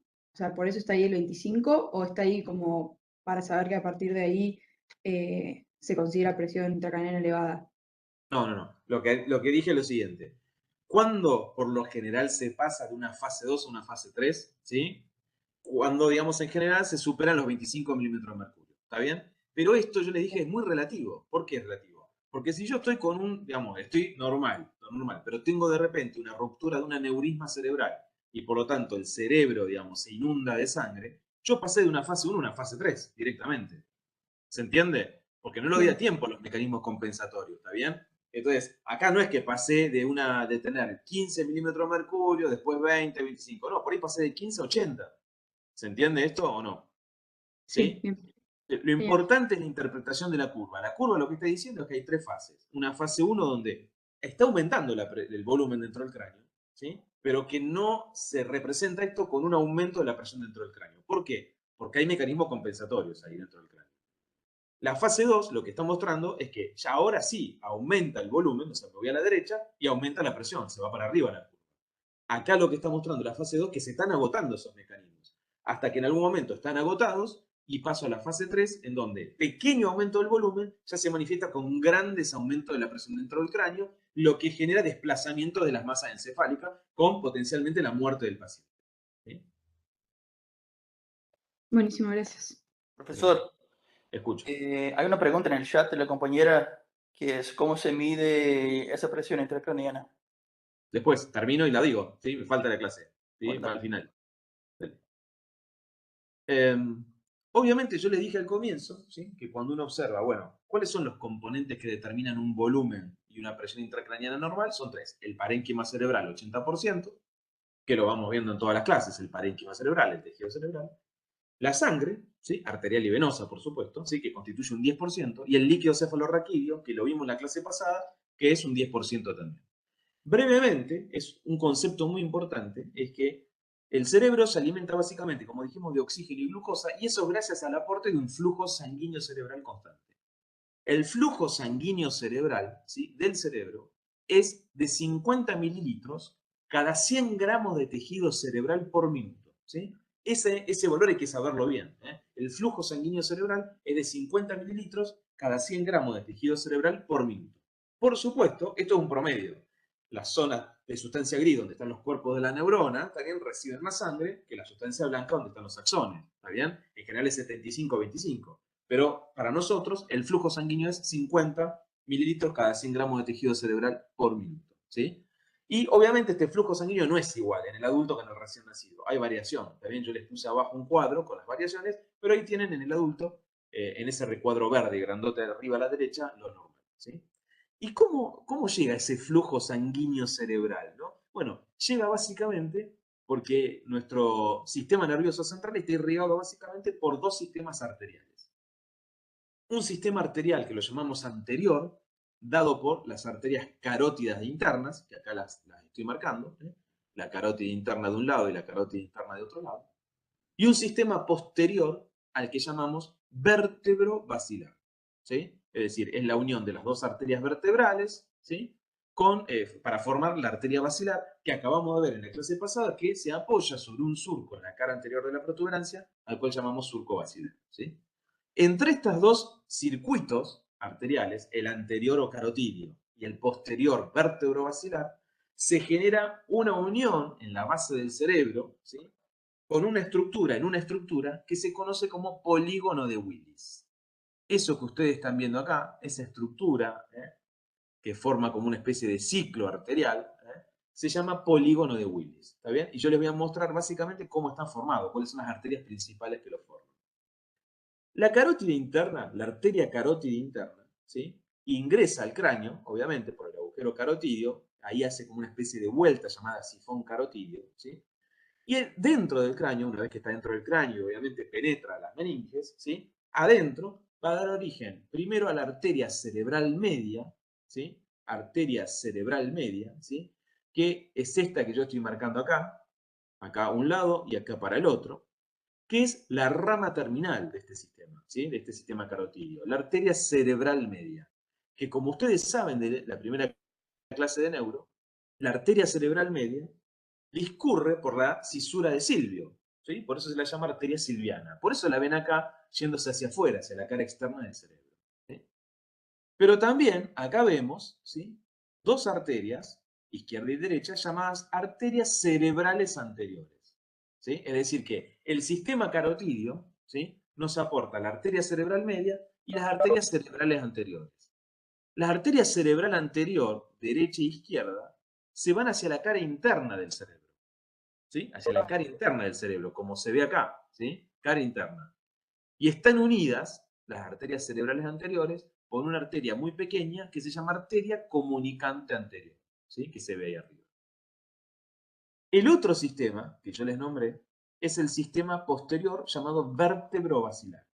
Acá lo que están viendo es las arterias vertebrales, que una vez que salen de la subclavia se meten por el agujero de conjunción de la sexta vértebra cervical y suben por ese agujero, ¿sí? Van subiendo.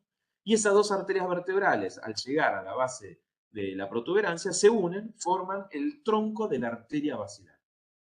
Esa arteria basilar, ¿sí?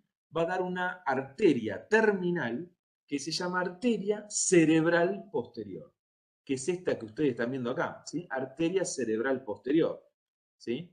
Arteria cerebral posterior. Es decir, que la arteria cerebral posterior es rama terminal del tronco de la arteria basilar, ¿sí?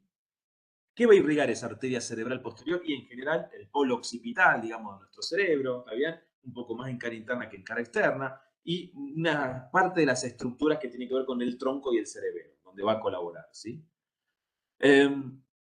A su vez, ¿sí? El sistema anterior, ¿sí? Que proviene de las carótidas, ¿sí? Va a estar unido con el sistema posterior vértebro-basilar por una arteria, ¿sí? Por una arteria que se llama arteria comunicante posterior. Y esa arteria comunicante posterior, ¿sí? Es finalmente lo que cierra este círculo, de lo que se conoce como polígono de Willis.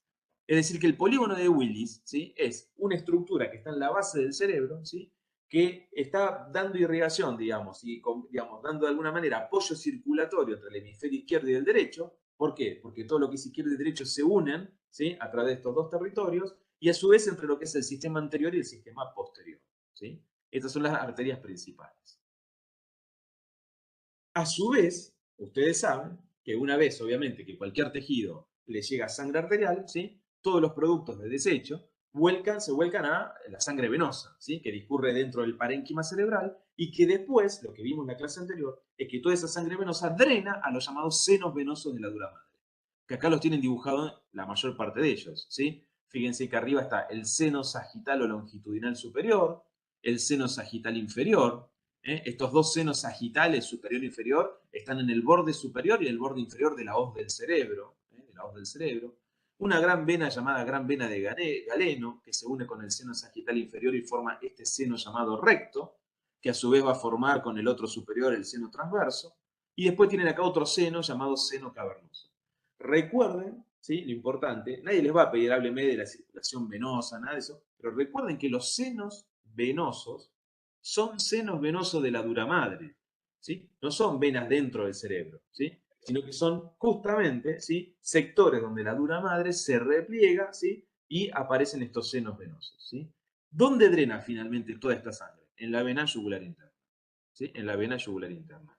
¿Y por qué ponemos acá estos senos venosos? Porque el seno sagital superior, por ejemplo, que es el lugar donde se drena también el líquido cefalorraquídeo en su mayor parte, ¿sí? tiene una presión, ese seno venoso sagital superior, ese seno de la dura madre, tiene una presión de 0 milímetros de mercurio, que inclusive llega a ser subatmosférica. Y como la sangre se mueve por diferencia de presión, es lógico, obviamente, ¿sí?, que haya, por esa diferencia de presión, como decía la ley de Poiseuille, ¿sí?, un buen flujo circulatorio, y que todo termine drenándose a estos senos venosos. Si ustedes recuerdan, la fórmula de Poiseuille era una fórmula de caudal o flujo sanguíneo, ¿sí? Poiseuille lo que decía es que para que haya un buen flujo sanguíneo tenía que haber una diferencia de presión entre el lado de ingreso y el lado de salida, ¿está bien? Y obviamente también eso se multiplicaba por el radio a la cuarta, el radio elevado a la cuarta, ¿sí?, como dato importante. Por lo tanto, el radio de los vasos, al estar elevado a la cuarta, definía mucho de cómo era el flujo circulatorio en un tejido. Y el denominador estaba básicamente la viscosidad de la sangre y la longitud de los vasos, que es algo que no se modifica habitualmente, ¿sí? ¿Por qué traemos acá esta fórmula? ¿Sí? ¿Por qué la traemos acá? Y ahora la van a entender perfectamente en lo que sigue, ¿sí? Yo les dije, ¿sí?, que el flujo sanguíneo cerebral es de 50 mililitros por 100 gramos de tejido cerebral por minuto, ¿sí? Y que para que haya un buen flujo sanguíneo cerebral tiene que cumplir la ley de Poiseuille, ¿sí? Tiene que cumplir la ley de Poiseuille, que dice que tiene que haber una buena diferencia de presión entre la sangre arterial que lleva la sangre hacia el cerebro y la sangre venosa, que saca la sangre venosa justamente desde el cerebro hacia la vena yugular interna en este caso, ¿sí? Esa diferencia de presiones, ¿sí?, es lo que va a determinar también una presión, ¿sí?, determinada, llamada presión de perfusión cerebral, ¿sí? La presión de perfusión cerebral, ¿sí?, que es la presión con la cual se perfunde el cerebro, está en el rango de 70 a 90 milímetros de mercurio, ¿sí? 70 a 90 milímetros de mercurio, ¿sí? Y entonces nosotros decimos que esa diferencia de presión arteriovenosa, ¿sí?, son las que determinan de alguna manera el flujo sanguíneo cerebral y por lo tanto el aporte de oxígeno y nutrientes, ¿sí? Eso es lo que tenemos que saber. Ahora bien,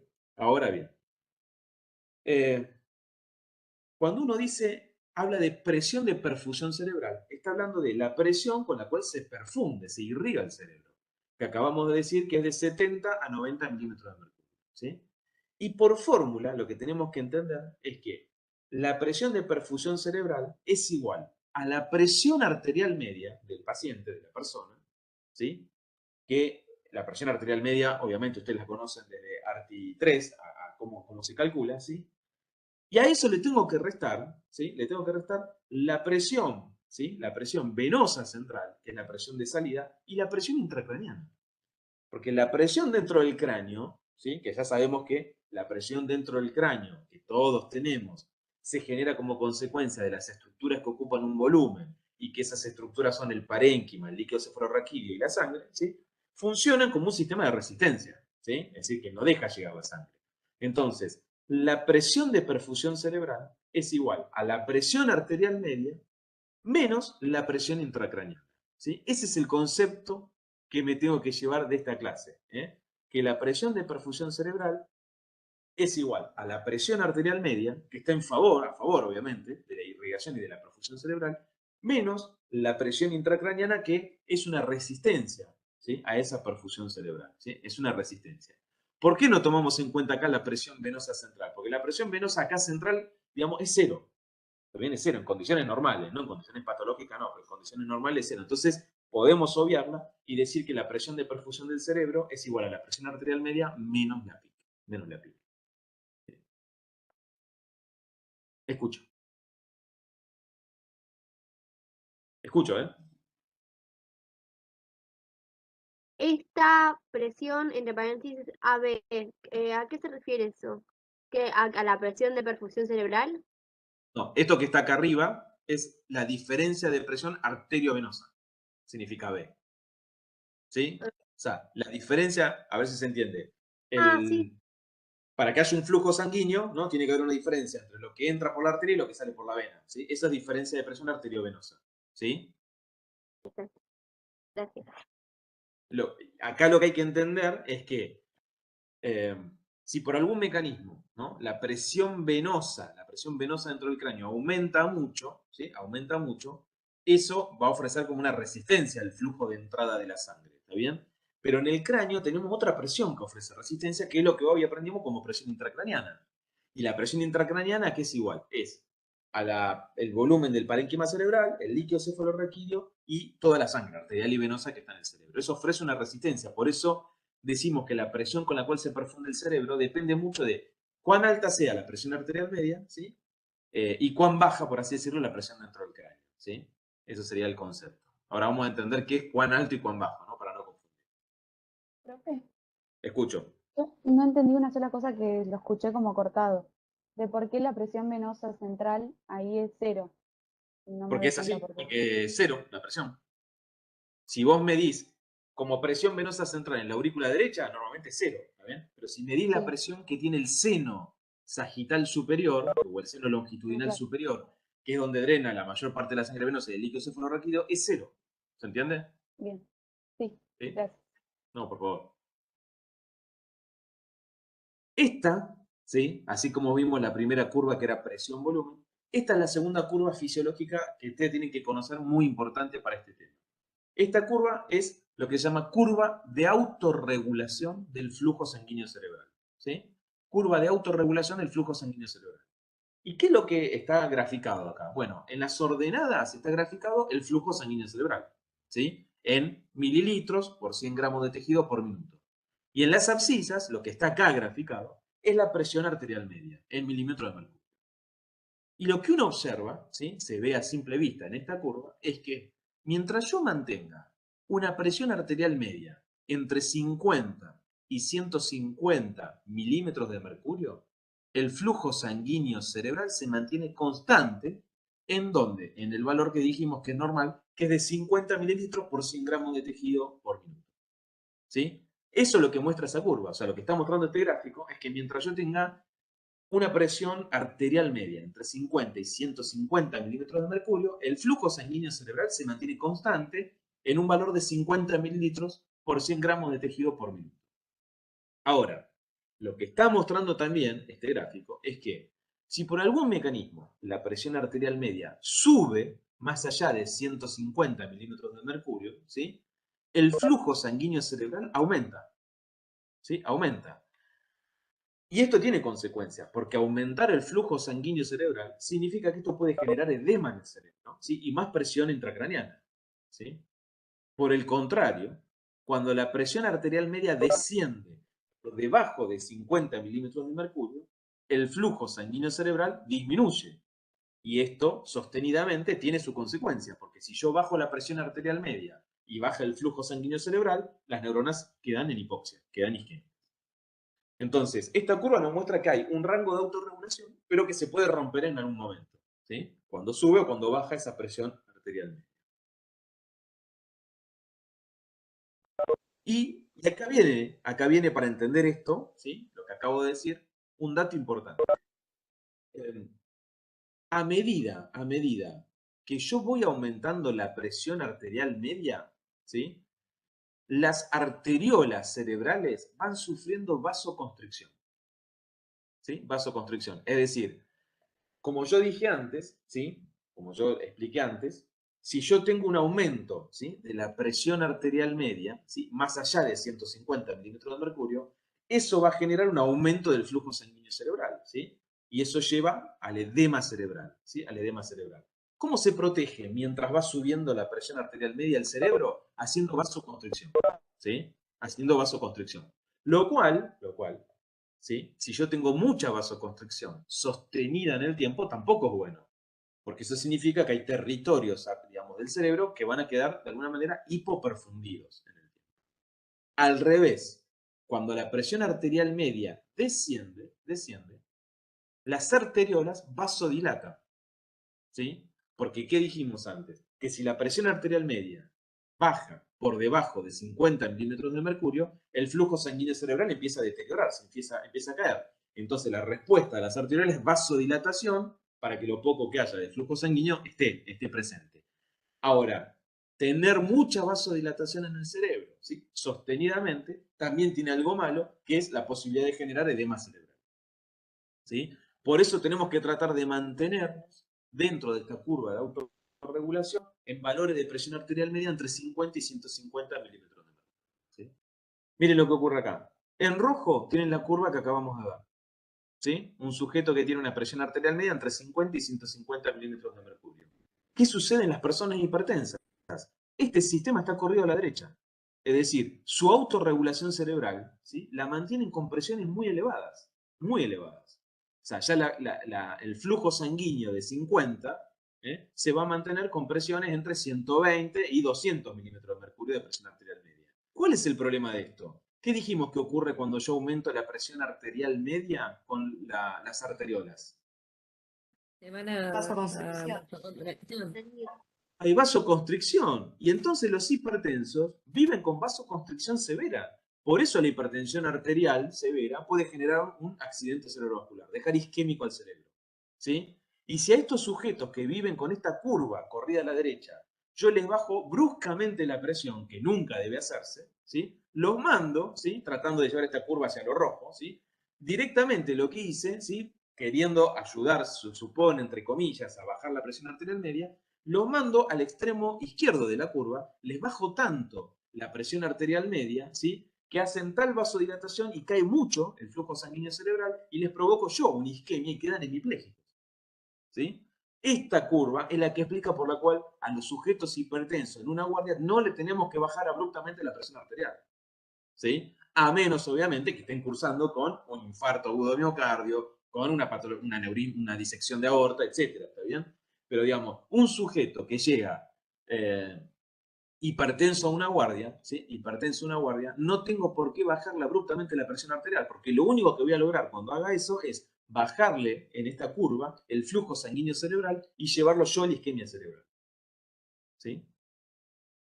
Ya, profe, pero eso se da en pacientes que tienen hipertensión crónica, ¿no? En general, hipertensión crónica, exactamente. Exactamente.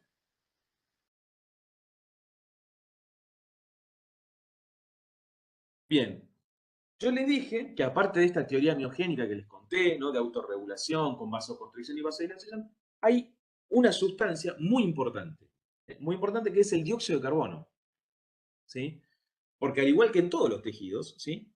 La hipercapnia, o sea, el aumento de la presión parcial de dióxido de carbono en la sangre arterial, produce una marcada dilatación de las arteriolas cerebrales. Por lo tanto, la hipercapnia incrementa el flujo sanguíneo cerebral y lleva al edema cerebral, si se sostiene. ¿Sí? Por el contrario, la hipocapnia, es decir, el descenso de la presión parcial de dióxido de carbono, causa vasoconstricción y por lo tanto disminuye el flujo sanguíneo cerebral. Entonces, abajo está representado lo que yo dije en palabras en un gráfico, ¿no? El flujo sanguíneo en la ordenada, la presión de dióxido de carbono en la abscisa. Y lo que mostramos acá que es que si la presión de dióxido aumenta, o sea, la hipercapnia produce aumento del flujo sanguíneo cerebral. La hipocapnia, el descenso, produce disminución del flujo sanguíneo cerebral. ¿Está bien? ¿Se entendió esto o no? No, pero ¿No se entendió? ¿por qué es que causa, por qué la hipercapnia aumenta el flujo sanguíneo cerebral? Por vasodilatación, ¿sí? Digamos, la hipercapnia produce una gran dilatación, una vasodilatación de las arteriolas cerebrales, ¿sí? Y al provocar una vasodilatación, esto lleva a un aumento del flujo sanguíneo cerebral, ¿sí? Con la posibilidad, obviamente, de edema cerebral. Por el contrario, la hipocapnia causa vasoconstricción cerebral, por lo tanto, disminuye el flujo sanguíneo, ¿sí? Y este mecanismo, ¿sí? Por el cual el dióxido de carbono provocaría la vasodilatación, sería el aumento de los protones en el músculo liso vascular, ¿sí? Es un efecto indirecto, ¿está bien? Pero hay que conocerlo, ¿por qué? Porque una de las bases del tratamiento de la hipertensión endocraniana es manejar bien el dióxido de carbono del paciente, ¿sí? Es por eso, fundamentalmente. Entonces, fíjense acá, está una representación. Lo que están viendo el circulito, ese circulito es las arteriolas, ¿sí?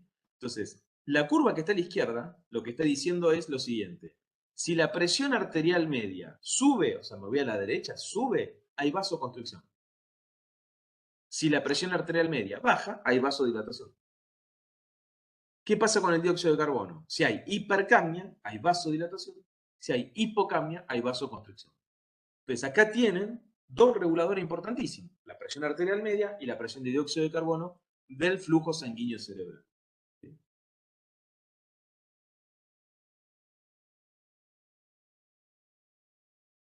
importa, porque ya se los dije, esto también. ¿No? Bien, y esto no voy a hablar porque hablamos la clase pasada, ¿no? La clase pasada, perdón, empezando la clase de hoy, yo les dije que el volumen dentro del cráneo, por lo tanto la presión intracraneana, se debe a 3 componentes. Parénquima, líquido cefalorraquídeo, sangre, ¿sí?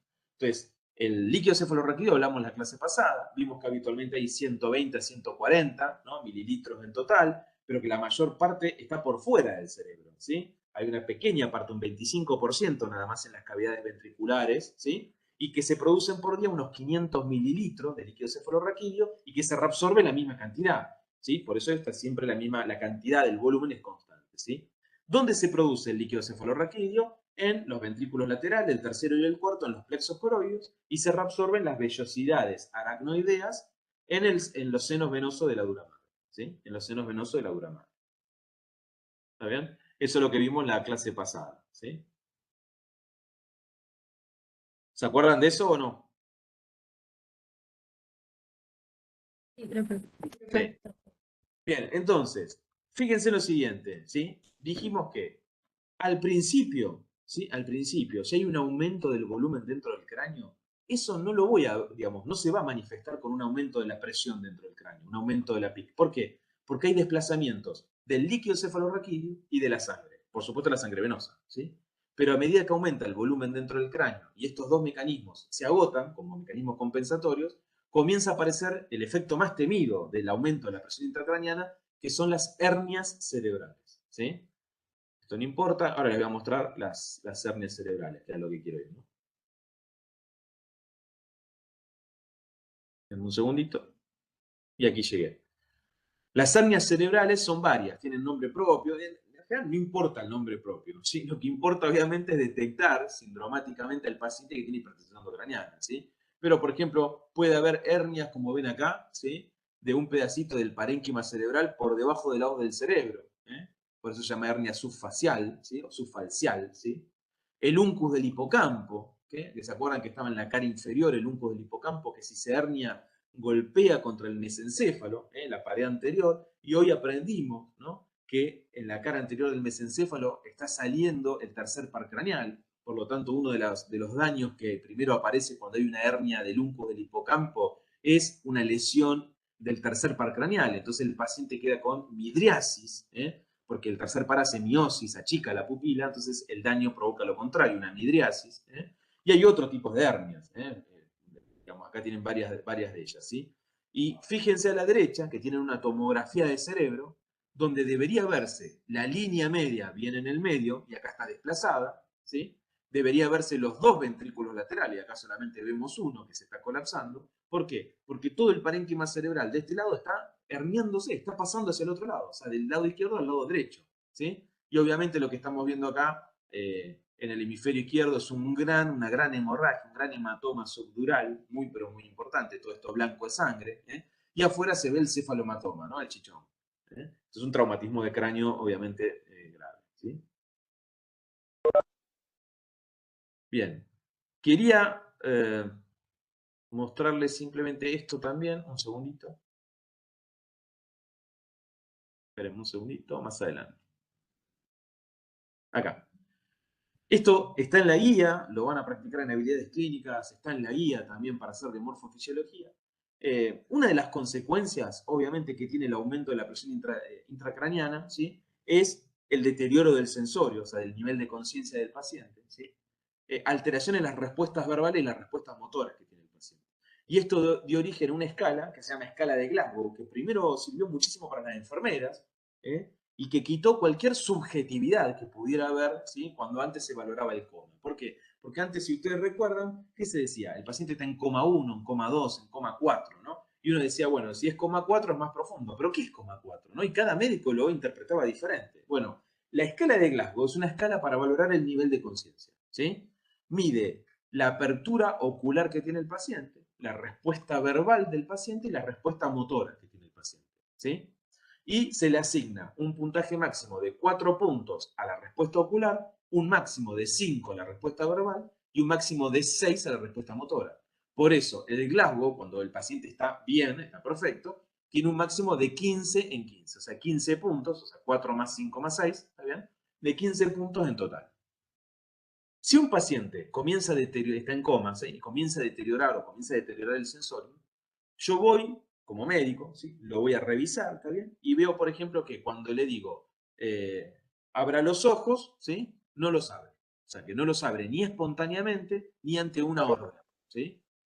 Solamente los abre cuando provoco en él un estímulo doloroso. Entonces yo ya sé que ese paciente tiene en apertura ocular 2 de puntaje, ¿sí? 2 de puntaje.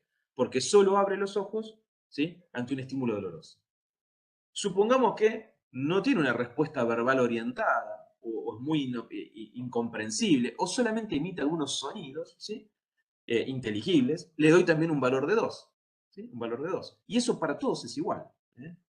Y después, cuando evalúo la respuesta motora, supongamos que el paciente tiene una respuesta extensora de los miembros superiores e inferiores. ¿Sí? Extensora. Entonces le doy 2 de punto. ¿Cuánto tiene en total? 2 más 2 más 2, 6. Tiene 6 del total de 15. 6 en 15. ¿Está bien? Esta escala de Glasgow es una escala, vuelvo a insistir, bastante objetiva. O sea, a todos nos permite valorar cómo se encuentra el paciente y tomar medidas en función de la escala de Glasgow. ¿Está bien? Esta escala, así a grandes rasgos, obviamente, también hay que conocerla, hay que saberla, porque es la escala más utilizada para medir el nivel de conciencia de los pacientes en una terapia o cuando llega a la guardia. ¿Sí? Lo que le decía antes es que por cualquier mecanismo que se deteriore el flujo sanguíneo en el cerebro, ¿sí? Cuando aumenta la presión dentro del cráneo, yo lo que voy a encontrar es que primero las alteraciones son electroencefalográficas, ¿sí? Eso es lo primero que voy a encontrar. O sea, no puedo encontrar un deterioro claro de la conciencia. Y a medida que progresa la caída del flujo sanguíneo cerebral, ahí sí voy a encontrar, obviamente, que se deteriora el sensorio, ¿está bien? Que aparece un edema cerebral muy importante y finalmente la muerte neuronal. O sea, esto es progresivo, ¿está bien? Progresivo. Esto que están viendo acá es una tomografía de cerebro, ¿sí? Pero ¿qué pasó acá con el cráneo? Ven que no está el cráneo, ¿sí? El cráneo viene por acá y no está. Este es un paciente que ha sido operado, Se le sacó, se hizo una cranectomía. ¿Una cranectomía para qué? Para permitir que el parénquima se expanda hacia afuera, ¿sí? Porque si no se expandía para acá, ¿para dónde iba? Para el otro lado, aplastando los ventrículos y el otro parénquima. Se termina herniando. Entonces, esta es una medida de urgencia, obviamente, que es la cranectomía descompresiva, que se utiliza en algunos pacientes. ¿Esa imagen con el parénquima cerebral hacia afuera no se considera hernia? Sí, digamos, pero acá no tenés compresión, ¿se entiende? Del parénquima. ¿Se entiende? O sea, la hernia es cuando hay un desplazamiento por un orificio natural. Acá lo que hicimos es una cranectomía para permitir la expansión del cerebro, ¿se entiende? Y permitir la sobrevida del paciente. Bien, perfecto. ¿Se entiende? Esto no es una hernia por un orificio natural, esto es una cranectomía quirúrgica. Esto que están viendo acá, primero es una resonancia magnética, el corte es un corte frontal o coronal, ¿sí? Y todo lo que están viendo acá en blanco es un edema enorme cerebral. Es un edema enorme cerebral que, fíjense, está comprimiendo, desplazando la línea media del cerebro, ¿sí? Colapsando este ventrículo lateral y desplazando hacia el otro ventrículo, ¿sí? Esto que tiene esta forma de edema en guantes, ¿sí? Como se ve acá, habitualmente, abajo de esto suele haber metástasis o tumores que están generando este edema cerebral tan importante, ¿sí? Y acá lo que están viendo es una hernia de una porción del cerebelo. Fíjense que el cerebelo está saliendo por el agujero magno, ¿sí? Y esto termina comprimiendo al bulbo raquídeo que está ahí. Y esto genera obviamente paro respiratorio. Por eso es una emergencia médica, ¿sí? Bueno, esto que están viendo acá, en esta figura, es, acá están viendo un corte sagital y esto es un corte coronal. Todo lo que se ve blanco es sangre. Esto es un hematoma, una hemorragia cerebral, ¿sí? Y fíjense que la hemorragia no solo está en el parénquima y acá en el cerebelo, sino que también está con lo que se denomina volcado ventricular, o sea, está dentro de los ventrículos, ¿sí? Esta gran cantidad de sangre que aparece también dentro de los ventrículos, obviamente lleva un trastorno de la circulación del líquido cefalorraquídeo y, obviamente, al no tener una buena circulación de líquido cefalorraquídeo, el líquido cefalorraquídeo también se acumula y esto origina mayor presión todavía dentro del cráneo. Una de las manifestaciones de la hipertensión endocraniana, ¿sí? Es a veces la aparición de edema de papila, ¿sí?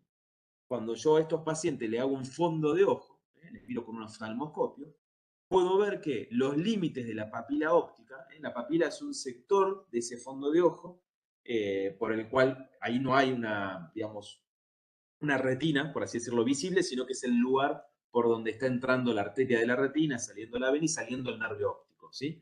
En esa región, en la papila, ¿sí? En la papila habitualmente tiene los bordes bastante definidos. Cuando yo tengo hipertensión endocraniana puede aparecer esta imagen que es el edema de papila, el edema de papila. ¿Y por qué se genera el edema de papila? Porque ustedes ven en el dibujo de la izquierda que en su salida al nervio óptico es acompañado, como ustedes ven ahí, por espacio subaracnoideo.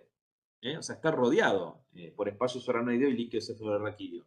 Entonces, a veces cuando hay grandes aumentos de la presión dentro del cráneo, eso se manifiesta también con un aumento de la presión en esta zona y genera edema de papila, ¿sí? No siempre se ve. Cuando se ve, habla en estos casos, obviamente, de hipertensión endocraniana, ¿sí? Y aparte, los pacientes que van a tener cefalea, por supuesto, dolor de cabeza por esa presión intracraniana, pueden tener náuseas y vómitos, o vómitos no precedidos por náuseas, ¿sí? Y a veces, ¿sí? En los pacientes más graves se puede ver esto que es la tríada de Cushing. ¿Qué es la tríada de Cushing? Y bueno, por fenómenos reflejos, por ese aumento de la presión dentro del cráneo, ¿sí? Se origina un aumento de la presión arterial, ¿sí? Un aumento de la presión arterial con bradicardia.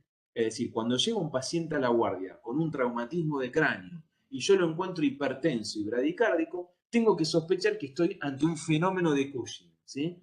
Es decir, un fenómeno reflejo que surge por isquemia de centros cardiorrespiratorios, digamos, y centros vasomotores, en donde el paciente tiene, repito, hipertensión y bradicardia. Hipertensión y bradicardia. El otro signo, perdón, es la bradipnea, digamos, la disminución de la amplitud de los movimientos ventilatorios. Bueno, y esto es simplemente, no porque ustedes tengan que saber el tratamiento, es simplemente para aplicar el tratamiento en la fisiología, ¿no? En lo que acabamos de ver. ¿Cuáles son las medidas que yo puedo entender que tengo que hacer en estos pacientes que vienen con hipertensión endocraniana?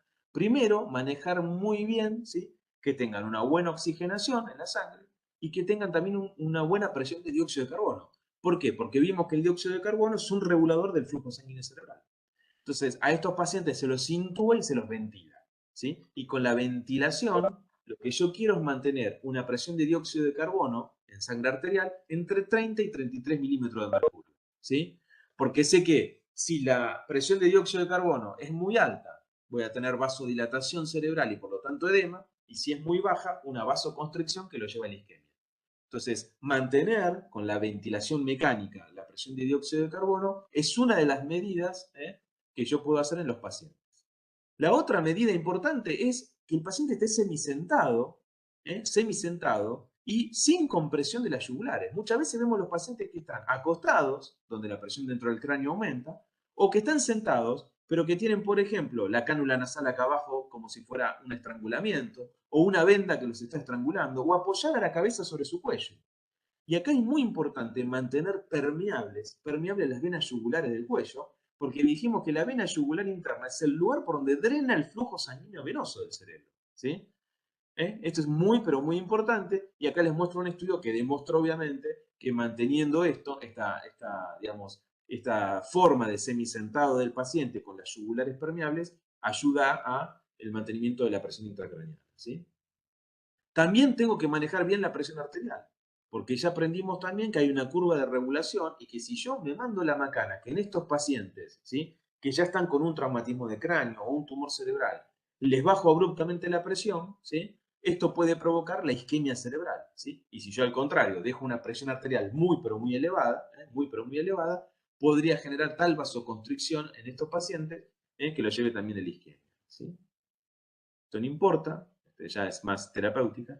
Y sí les voy a mostrar, contestando la pregunta de una compañera, la presión dentro del cráneo se puede medir, ¿sí? Yo puedo medir la presión intracraniana y lo mido obviamente con catéteres, ¿sí? Esos catéteres se pueden colocar en diferentes regiones, cada uno tiene una indicación, ¿sí? Tiene una indicación y tiene complicaciones específicas, ¿está bien?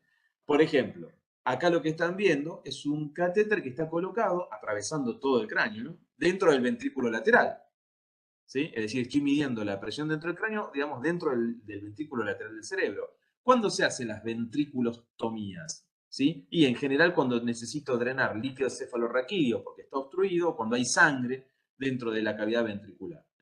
Por supuesto, esto tiene muchas complicaciones, ¿no? Está atravesando una gran cantidad de parénquima, por lo tanto, lesionando neuronas y provocando, obviamente, una posibilidad alta de una meningitis, ¿sí? Otra posibilidad es poner esto, un catéter intraparenquimatoso, es decir, medir directamente en el parénquima cerebral la presión intracraniana. Y esto es uno de los más frecuentes, una de las formas más frecuentes de colocación, porque mide directamente la presión dentro del cráneo. Y la otra es colocar un catéter, por ejemplo, subdural, en el espacio subdural, que ya aprendimos en la clase pasada dónde está. ¿Sí? Por supuesto, este último estima la presión dentro del cráneo porque está fuera del cerebro, pero obviamente tiene menos riesgo que introducirse dentro del cerebro. ¿Sí? ¿Está bien? Entonces, lo importante es que cualquiera de ellos, ¿sí?, se coloca bajo ciertas indicaciones, ¿está bien? Se colocan en quirófano habitualmente, ¿está bien? Y por supuesto todos tienen complicaciones como la posibilidad de hacer infecciones, o sea, meningitis o meningoencefalitis, y la posibilidad de hemorragia y por supuesto daño en el parénquima cerebral. ¿Está bien? No importa. Bueno, ahí les dejé igual bibliografía para que puedan leerlo de otros lugares. ¿Sí? ¿Preguntas que quieran hacer?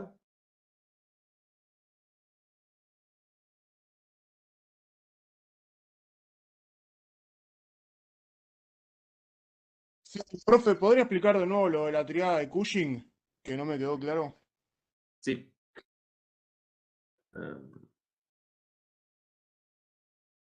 No sé si están viendo la presentación en este momento.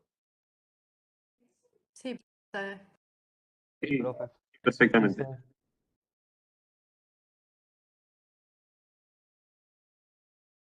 Bien.